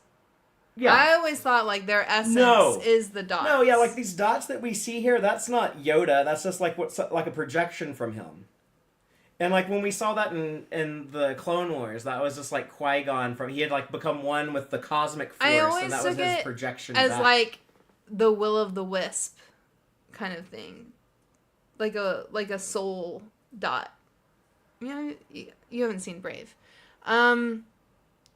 Another example, I don't know, like light force soul thing. I don't have another example. Yeah, they do it in Sailor Moon. So I always just kind of like assumed like those dots were like them, just not manifested as like a physical being. No, the dots are like midi-chlorians. Oh man, this show. The dots are just that's just a visual symbol of force energy. But yeah, I guess I think it's kind of funny for Yoda to like show up and be like, oh ho ho, I feel you guys like fucking around at this temple. Like I'm over here on Dagobah. Like, yeah. But it was the first time he was able to feel them in the Force. And, you know, like Kanan had been, you know, not using the Force, trying to. That's like a thing. Like we saw Obi-Wan Kenobi in the Kenobi shows. Like they try to not use the Force to not get picked up by the Inquisitors or whatever. But yeah, here in the temple, it's like the first time Yoda can detect them. Yeah. I think he gives good advice to them, and I like that he kind of soothes both of them in some ways and challenges them to like rise up to the challenge um and like do their best, I guess. Um I guess does this then confirm to Kanan that Yoda is alive out there? Yeah. I always took it that he thought, oh, Yoda definitely died, and he's connected through the Force to talk to me. No, I don't think he would. Because the Jedi didn't think that was possible. Like in that Yoda arc, like Qui-Gon Jinn basically tells Yoda, like, hey, I know that all of y'all think that when we die, we're just gone forever, but I'm here to tell you, like, no, you actually can be preserved in the Force. And I know more about the Force than the whole council knew. And I'm going to explain to you, Yoda, how, like, the living Force and the cosmic Force work. And so Ezra wouldn't have even thought that was possible, I guess. Yeah. But I like them like going into the temple. Just like the idea of this trial of like you see like the dead bodies, and Ezra has to go in and face his fears. It's very much what we see Luke do when he has to go into the cave and The Empire Strikes Back, and it's very much what we saw those younglings do in the Ilum episode of the Clone Wars when they were going to get their Kyber crystals. But you have like those dead bodies that Kanan says those are Jedi Masters who waited for their apprentices who never returned. Yeah. They waited until they starved to death. Yeah. That's kind of cool. Like these ancient Jedi, they were just like that devoted to it. They were just like, I put my faith in my apprentice and I will await them here and they will either pass the trials or I will starve to death. Yeah, that's pretty crazy. But it is very much like you have to go in and face your fear. Like Luke did that in The Empire Strikes Back when he had like the trippy lightsaber fight with Vader that wasn't real; it was all a dream. But like it showed like himself as Vader, or like all those kids in the Clone Wars have like their own fear. And then here, like we see like like you're saying, like it returned to some of the things they established with Ezra as like his biggest fears, but like that everyone maybe they didn't like him. He has like it's kind of painful to watch, but when he sees like that vision of like the whole Ghost crew, and they're just like Hera's just like, well, he was useful to us, we got what we could out of him, and then Sabine being like, oh, I pity him. He's just like some like dumb little brat, and he'll never amount to anything. And Zeb is like good riddance, but he's like worried like, oh no, that's how they really feel about me. So yeah, Ezra and Kanan, they both have like imposter syndrome. Yeah. They both have they have similar insecurities. That's why they're kind of like good mentor. And that's a theme that they hammer on a lot in this first season is because Kanan never finished his training. He still has like a lot to learn, and so they learn a lot together. And I feel like that's a story like I hear like a lot of people talk about like with their kids, like a lot of like parents talk about like they have to learn so much to be able to teach their kids. It's kind of I don't know, like a dual learning experience. I like seeing that explored here.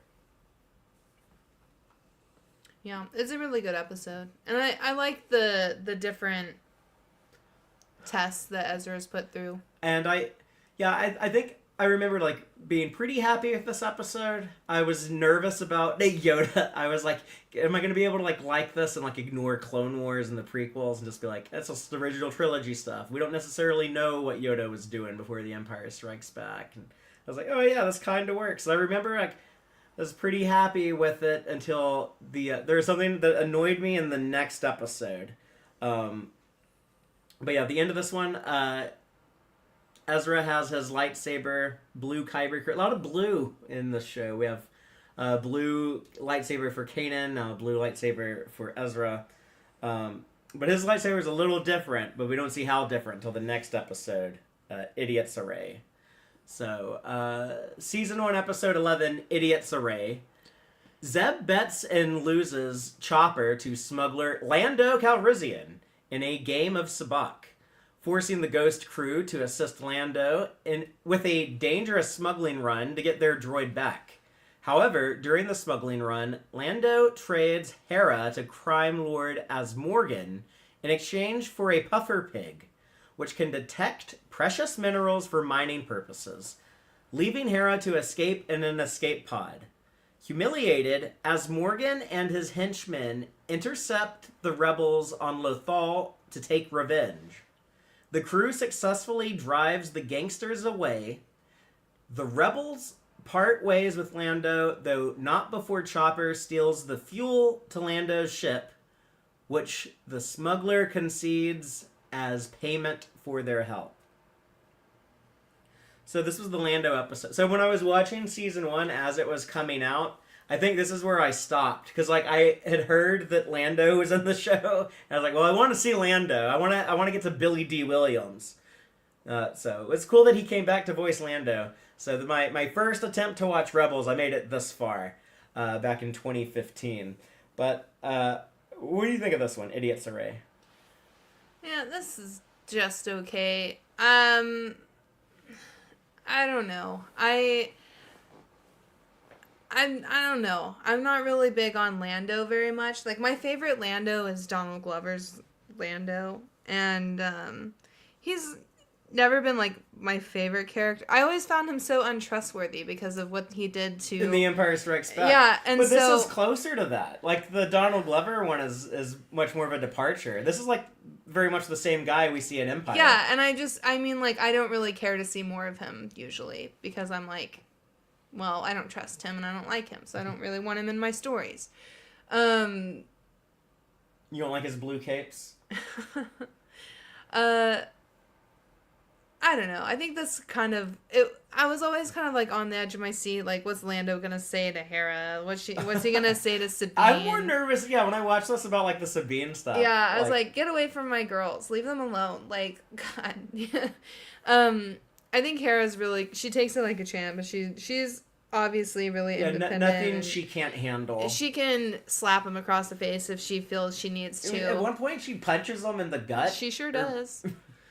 Or maybe in the crotch. It may have been lower. Yeah. Might have been in the lower ducts. And that was well deserved. Yeah. Yeah, both these girls can handle themselves. It just makes me wish that I didn't have to worry about it. But used to in like the old days, that's kind of like to show someone was like a ladies' man. Like they kind of had to make them kind of like in your face with it like that. And then like I notice in a lot of storytelling now, I think they figured out, like, ladies actually find it sexier when you're, like, more subtle with it. Like, I think, like, here's, like, a good comparison. Like, look how, like, they would write, like, Lando, like, all flirty with Leia in Empire Strikes Back. But then, like, look how they handle Cassian and Andor. Like, they also, like, imply there, like, oh, yeah, like, he gets around, like, he's a bit of a lady killer. But, like, they make him much more, like, subdued, Right. He's like, I just stand around and look cute, and like the ladies come to me. I don't have to be as all like as try hard as Lando or Han, or like the old school guys. So, but yeah, that's valid. I think it is just fun to have Billy D. Williams back as the character. Sure. Though it's a very distinct voice that he lends to Lando, and I like the puffer pig. The puffer pig is so cute. Do you know what is not cute? As Morgan. Yeah. Grossest alien in Star Wars. One of the grossest designs I've ever seen. And if he just like spits and eats and spits his food and slobbers. Like, even when he's just talking, he's spitting and slobbering. And I'm like, this is too much for me. It's like, this is so bad for Hera, it just keeps getting worse. It's like, she loses her droid because Kanan told Zeb he could bet the droid against This is poker player. They meet in the bar. So she loses her droid, so they gotta go do this job to get the droid back. And then they do the job, and then Lando is like, oh, and by the way, I am selling you to be a sex slave to this really gross-looking alien gangster guy over here as Morgan. So, because as Morgan's like, oh, a Twi'lek woman. So Lando does like a slave trade basically, but with the little asterisk on it, like he did that knowing that he was gonna get her back in an escape pod. Yeah. But still fucked up. Yeah. But yeah, it's like you were saying, like, yeah, you never know if he's gonna be a good guy or a bad guy. And like in like the Solo movie, like he does betray them in that. Yeah, like, he takes off in the Falcon. Yeah. Yeah, he's a bit of a snake sometimes. But, that's the thing about, like, being a good gambler. Like, you never know when he's bluffing. Mm-hmm. There's this really cool Lando comic that I hate to even spoil it because I want people to read it themselves. But like this whole comic, there like Lando is like on like this dangerous job working with some other people, and he talks about like how he doesn't like to carry blasters. He's like, I don't like to shoot people. I'm a charismatic guy. I can talk my way out of most situations. And like this whole story, like he never has a blaster. And then like towards the end, like someone they think they're gonna run off with the treasure or whatever it was. I can't remember the exact context, but they think they're gonna like shoot Lando and just like get off with the prize, the riches, whatever it is. And Lando pulls out a blaster and shoots them. And he says, a good gambler will never let you know when he's bluffing or not. And I thought, oh, that's pretty cool. That's pretty cool. So, I liked that though. But yeah, I like Lando being he's got like a little bit of that snake in him. Yeah. Eventually he becomes a good guy, I guess, after Empire Strikes Back. But yeah, and Chopper steals that fuel from him at the end though. But Lando is just like, oh, I knew they were gonna do that, but I don't know if he really did. I think he wasn't mad about it though. Is this also? I can't remember if this is the episode where they got the Imperial droid and Chopper tosses him out the airlock. No, I think that's that comes up after this. Oh, okay. Um, But yeah, the puffer pig was definitely the best part. But I think that might be my least favorite episode of the season. The Lando one. Mm-hmm. Okay, so let's go to episode 12. I forgot to highlight Idiot's Array over here. Sorry. But now we're on episode 12, Vision of Hope. During lightsaber practice, Ezra has a fragmented vision of meeting Gal Travis, who I should have brought up earlier, but this is a guy who's been a recurring character in the show, sending transmissions, sending a pro-rebel, anti-imperial transmissions, this exiled senator. An exiled Imperial senator and rebel sympathizer, and Ezra assumes that Travis knows about his parents. The rebels receive a transmission from Travis notifying them of a secret rally on Lothal, but Ezra receives a tip from Zer Leonis that Kahless is planning to use the senator to lure the rebels into a trap. Following Travis's transmission, the rebels find and save him from Kahless by escaping into Lothal's sewer systems. To identify rebel sympathizers and claims that Ezra's parents are dead and gone. Having suspected his treachery, Hera outsmarts Travis and knocks him out so the rebels can escape. Although disappointed by the betrayal, Ezra and the other rebels remain hopeful of their cause. So, actually, on rewatch, like knowing that this guy sucks. Yeah. Which one are we on? Vision of Hope with Travis. The Luminara episode, they learn of her location from his broadcast that interrupts like Imperial broadcasts and like interrupt your program as a rebel. Like I got through and now here's like all this. The Empire is keeping this Jedi hero prisoner. Yeah. And then they go to find out that Luminara is dead and it was a trap. In my mind, this is the same shit that the Jedi sucked at before. Was recognizing, like, the clone army. Like, whenever it's like, oh, Jango Fett was the bounty hunter that was trying to kill Padme, and I follow him to Camino, and now there's all these clone army that we've surprisingly have. Do you know what I'm saying? And, like, then Jango, like, goes and is the right-hand man of Dooku on Geonosis, and it's like, put two and two together, guys. Like, duh. This is like that same thing. It's like, oh, well, this guy, Gal Travis, like, gave y'all this information, and it turned out to be a trap. Maybe don't trust Travis. Maybe that's why Hera didn't trust him in this episode. Yeah, because Hera's the smart cookie. She's the only one with brains, like, in this whole entire operation. Her and Sabine, I think, have the most brain power. But, yeah, I think this was really well written, and I think it was a really interesting episode. I liked having Leonis back. He's like kind of a honorary. He's their man on the rebel. inside. He's the Lonnie Lonnie Young, Yeah. the Rebels, or I'm sorry, the Leonis. Andor character. Oh, Leonis is that, but for Rebels. yeah. But yeah, I like that Leonis has been able to keep in touch with Ezra.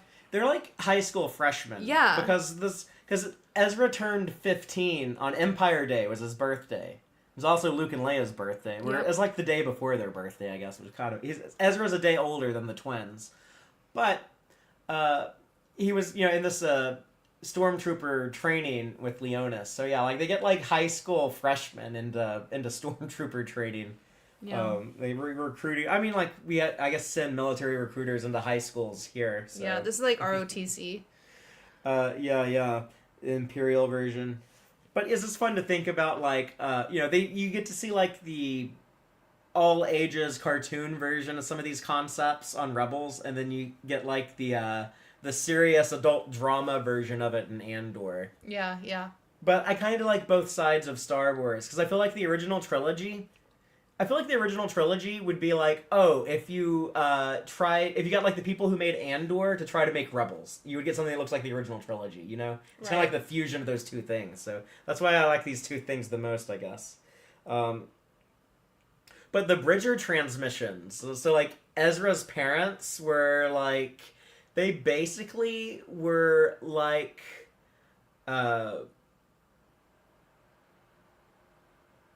Hassan Piker of Star Wars. They were like these popular streamers who would be critical of the government and they got taken down for it.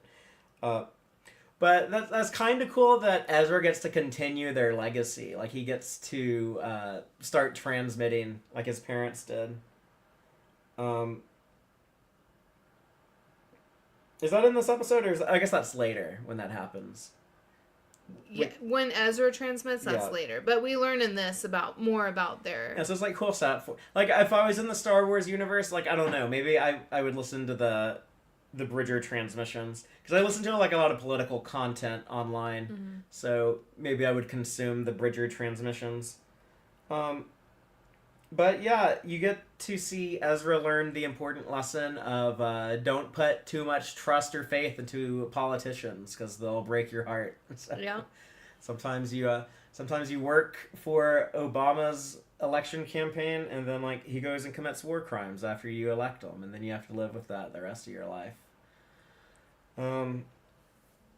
But that's all we have on Vision of Hope. What do you think about like when they're running through the sewers? You and I both always complain like that's why we don't watch Ninja Turtles in our house, I guess, because it's like when people live or have to go into the sewers. That happens in TV a lot. Yeah, that and then ventilation systems. And in Rebels, they milk the shit out of vent systems. Yeah, we decided that if Ezra lived in the Star Trek universe, he would live in the Jeffries tubes. Yeah.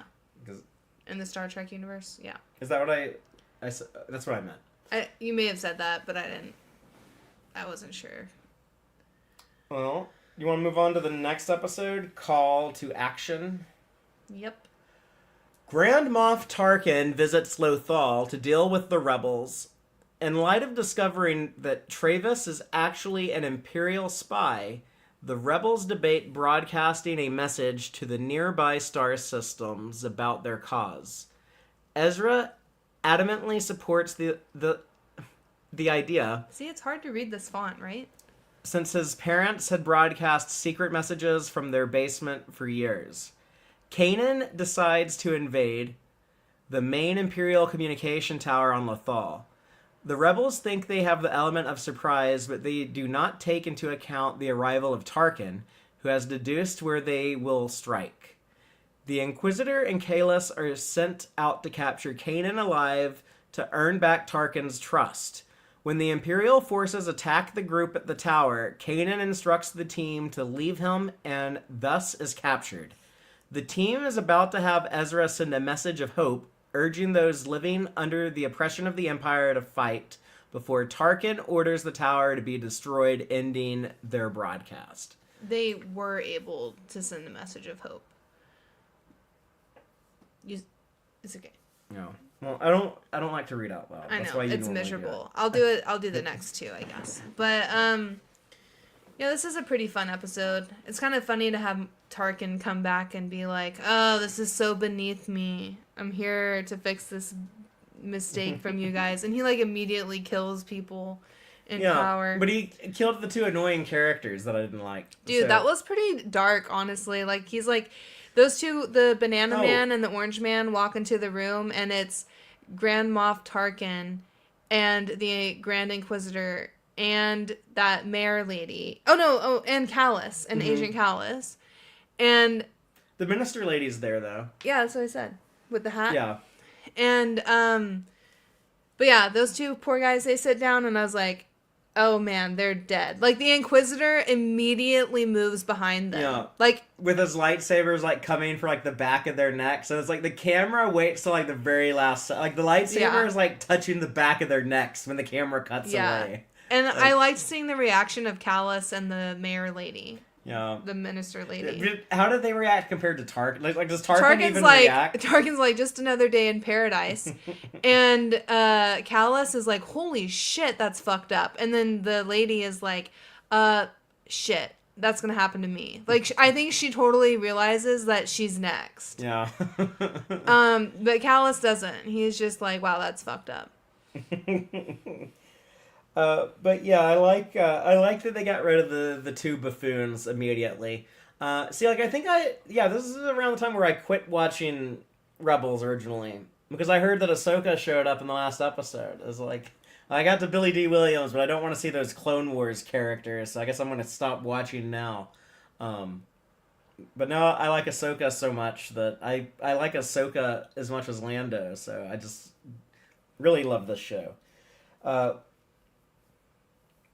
But I think if I had stuck around to this episode, if I had saw the annoying Banana Man and Orange Man get beheaded by the Grand Inquisitor, I think I would have been like, all right, I judged Rebels too quickly.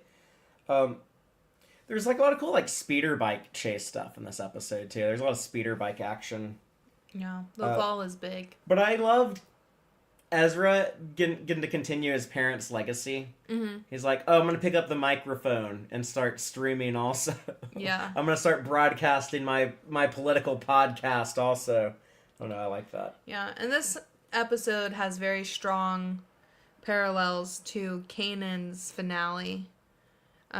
Yes, yeah, because like his self-sacrifice here, when like he sends everyone else up the elevator and then he like destroys the lock on the door where no one else can enter it and go bother them, but also sealing his fate to be left behind, and he has that fight with the Grand Inquisitor. We're talking about how the Grand Inquisitor is kind of mid. We eventually learn he was one of the Jedi Temple honor guards, but he wasn't like one of the generals in the Clone Wars. He wasn't like this like great combatant guy. He was this kind of a mid Jedi as far as combat goes, but he totally dominates Kanan in this fight. Like the Grand Inquisitor has control of the fight. It's kind of cool when he's like, because he's this, like you were saying, he's like a tall, skinny guy. He doesn't look like super powerful physically wise, but when he has his lightsaber leaned up against Kanan's lightsaber, and he's like pushing Kanan back and sliding him across the ground up against the wall of that tower. It's just cool to see like the Grand Inquisitor so much stronger than Kanan, even though he's just kind of a mid guy compared to Vader and Ahsoka and some of these other Jedi we've seen. But Kanan never finished his training, so so he's not even mid. It's like when they fought previously, when he fought the Grand Inquisitor, and he was having to use his blaster sub, I think, and then we see more of that coming up later. But yeah, let's go to the we just kind of combined the last two episodes, I think, Rebel Resolve and Fire Across the Galaxy. So in Rebel Resolve, after failing to find where Kanan is being detained, Hera is urged by Fulcrum to put the crew of the Ghost into hiding. Against Hera's orders to leave Kanan, Ezra devises a plan to rescue him. He strikes a deal with Vizago for an unspecified favor in the future, and learns that due to the destruction of the Imperial Communications Tower, the Empire is forced to send all its messages via courier droids. Meanwhile, Kanan is brought aboard Tarkin's ship, where he is tortured by the Inquisitor as the Empire hopes to gain more information about the rebels. The crew of the Ghost substitute a disguised chopper for an Imperial courier droid so he can access the Empire's data on Kanan. Eventually learning that Tarkin plans to transfer Kanan to the prison on Mustafar, where, according to Hera, Jedi go to die. Yeah. That's a cool line in the episode when they're talking about Kanan being taken to some planet called Mustafar. And Hera's like, Kanan spoke of it once. He said that's where Jedi go to die. And it's very like, bum, bum, bum. Yeah. But at the time when this came out, and I'm thinking, I saw this, I eventually bought the Rebels Blu-ray box set. I watched all of Clone Wars, finally finished it on Netflix in 2016, and then I watched all of this. But it was before Rogue One had come out in December of 2016. So when they said they were taking Kanan to Mustafar, no one knew why. Why did Jedi go there to die? Nobody knew what that was talking about. That was the first time we had learned anything about Mustafar after Revenge of the Sith. Or I guess they go there that one time in Clone Wars. So that's really cool now to go back. It's like Tarkin is like, oh, we can't get this Jedi to talk? Well, we should take him to Mustafar. Because my homeboy, Darth Vader, formerly the Jedi, the only Jedi I ever liked, Anakin Skywalker, he lives at Mustafar, and he can torture some shit out of this guy. I've done it before, so... but, yeah, that's where Jedi go to die. Also, where Inquisitors go to get trained. Right. Which they do convert some Jedi into Inquisitors, like we saw that with Barris, so that also would make sense that they would be taken there for those purposes, too. Yeah, so the... It's cool to see, they never go to the surface of Mustafar, but it's cool just to see it, in the background, and to see Tarkin's Star Destroyer, the Sovereign, I think is its name, which I assume is the same Star Destroyer he's on at the very end of Bad Batch. The last episode of Bad Batch, you see Tarkin on the first Imperial-class Star Destroyer we see watching Star Wars chronologically. So it's kind of the first OG Imperial Star Destroyer. And they end up blowing it up in the finale, which I think is kind of cool. It's oh cool, they got Tarkin's ship. Good on them. But they also bring back Vizago again in this episode. He plays a role. And Ezra has to expose his Force abilities to Vizago. Is that why they leave Lothal? It's not too many people know about us here now. We can't stick around. Maybe. That's why they're doing... Well, and also they end up working more closely with Bail Organa and Ahsoka at the end of these episodes. I love Chopper undercover, though. That's fun. This is the one where he murders the courier droid. Yeah, he just knocks him out, and he has to live with the Loth cats. Oh, that's right. Until his battery runs out eventually.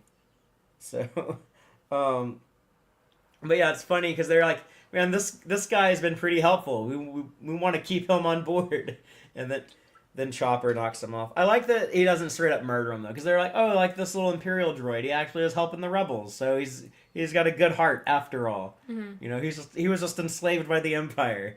Those stormtroopers, on the other hand, I have no problem with Chopper. He opens that airlock to get them all blown out into space, and then he just flies on his rocket pack we don't see the stormtroopers' faces because they all have the helmets on. But imagine being one of those guys blown out into space by this little droid, and then you see the droid with his rocket fly back into the ship, and he's leaves you out there to die. Talking so much shit that we didn't hear him going burp, burp, burp, burp, burp, burp, burp, burp. Yeah, flipping the bird with his little droid arms that pop out of his head. Yeah. But yeah, we love Chopper. But they have the big climactic showdown on the Star Destroyer. Kanan using Ezra's lightsaber. And okay, here's the thing that really pissed me off in Idiot's Array with that lightsaber, by the way. When Ezra's lightsaber, it can also be a blaster and a lightsaber both. Mm-hmm. And I thought that was a dumb Disney thing to sell toys. But looking at it now, it's I actually like that because it is a unique design. I thought it looked kind of cool, but the I don't know, the handle that comes out of it, kind of that guard thing for your hand or whatever, kind of looked cool. Just a unique lightsaber. But I thought it was dumb that it was it just seemed like they were trying to make it a popular toy, But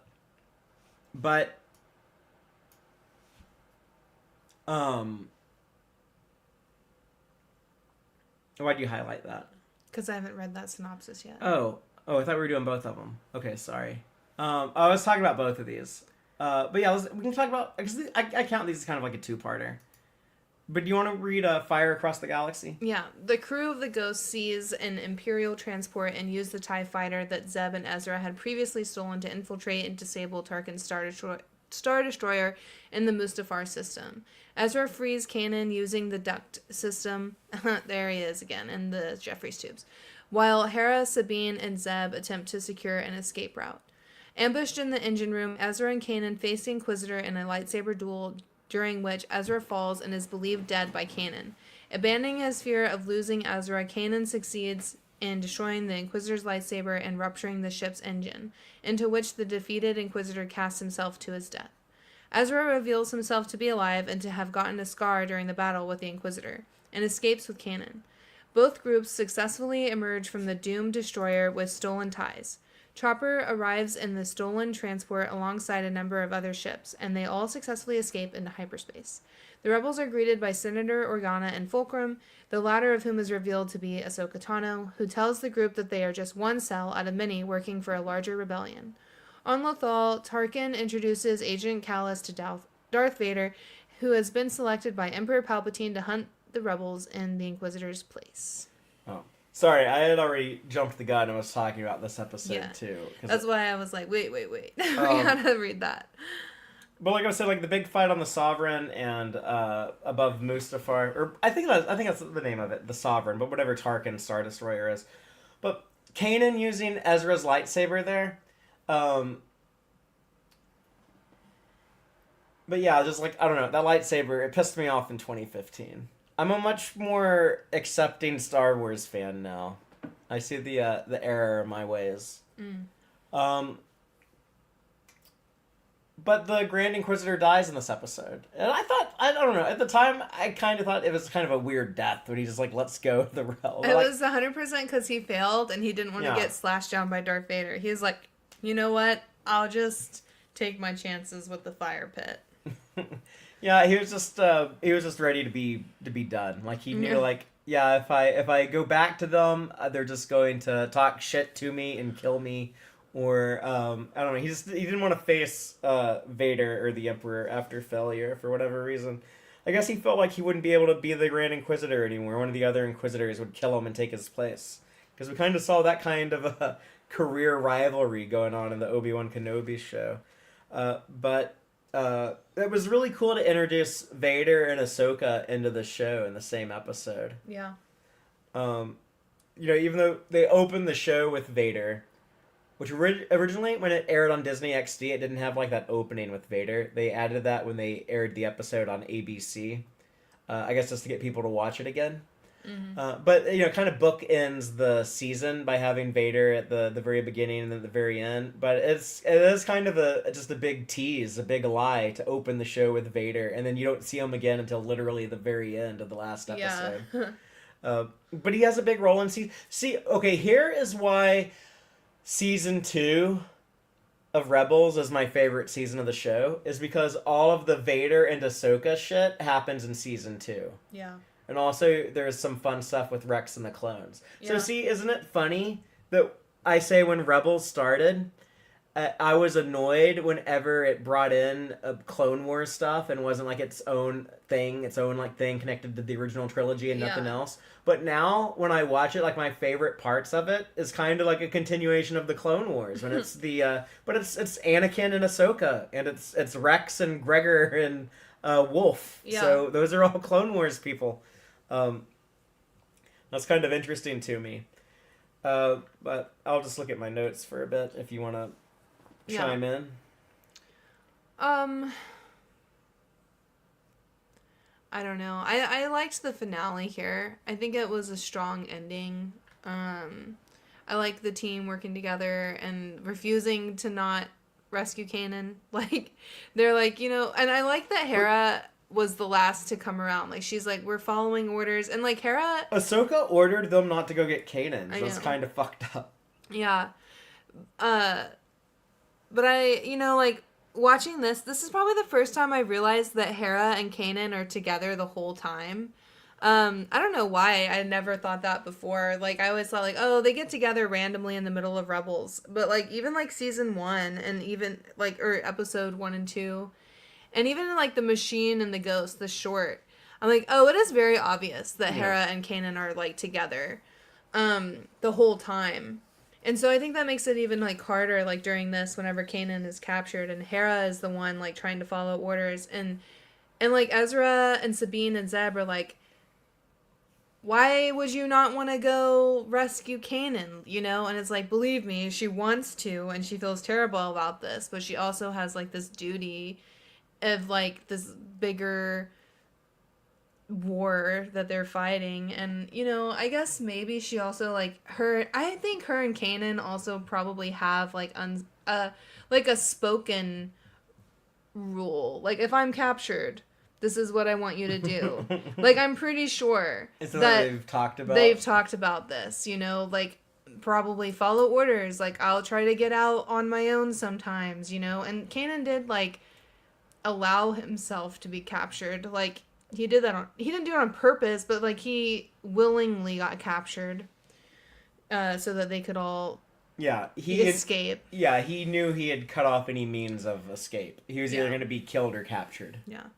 But I do like that Hera does come around. She's like, well, fuck orders. We're going to go rescue Kanan because they've already done all this work. And they get to use their TIE fighter that they hid. Yeah, that was really fun. I guess Sabine painted. I guess Sabine figured out that they didn't actually destroy it, and so to get her to keep the secret, they had to agree to show her where it is so that she could paint it. Well, Zeb is surprised that it's painted when he sees it. Right. So I think Ezra, in an attempt to flirt with Sabine, was like, hey, come look at this TIE fighter Zeb and I stole. Ha ha ha. And then she painted it at some point. Yeah. I think so. But yeah, that was pretty fun. I liked that they didn't have time to repaint it, which was really funny. Oh, and then when they use it to infiltrate the Star Destroyer, and there's two stormtroopers. They're like, hey, that looks pretty cool. Yeah, that one guy's like, that's not regulation. And the other one was like, I kind of like it. Yeah, that was really fun. Yeah, it sounded like like two guys at work just like they're just it's their 9 to 5. This is like another day in the office for them. That's funny. I love seeing the little slice of life moments like that in the Star Wars universe. But yeah, Rebels Season 1, I think it ends at a very exciting place because in Season 2, like, knowing they're going to be spend less time on Lothal, that's exciting, and having Ahsoka and Vader be a part of the show that's all really cool. That's a big deal. Yeah. I'm very, very, very excited to start Season 2 of both Andor and Rebels. I think both these shows peak in Season 2.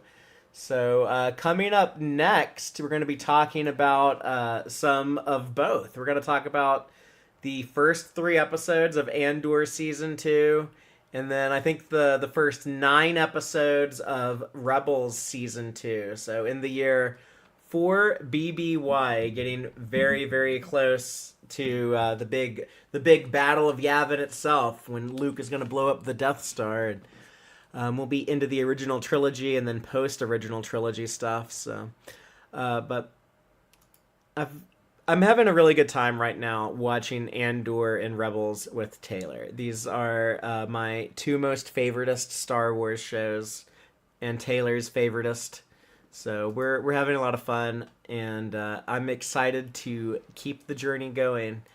And we'll have a lot more to talk about soon with Rebels and Andor Season 2. And then I'm also getting really excited for some of that post Return of the Jedi stuff, Taylor, like the Mandalorian and Ahsoka. Like just the fact like we've now seen Zeb, and we know he shows up again, and and yeah, like all these Rebels characters, like, oh, we're gonna get to Sabine again, and so yeah, it's gonna be a lot of fun. Thanks everyone for joining us on this voyage. Thank you, Joel, for hanging out with us live.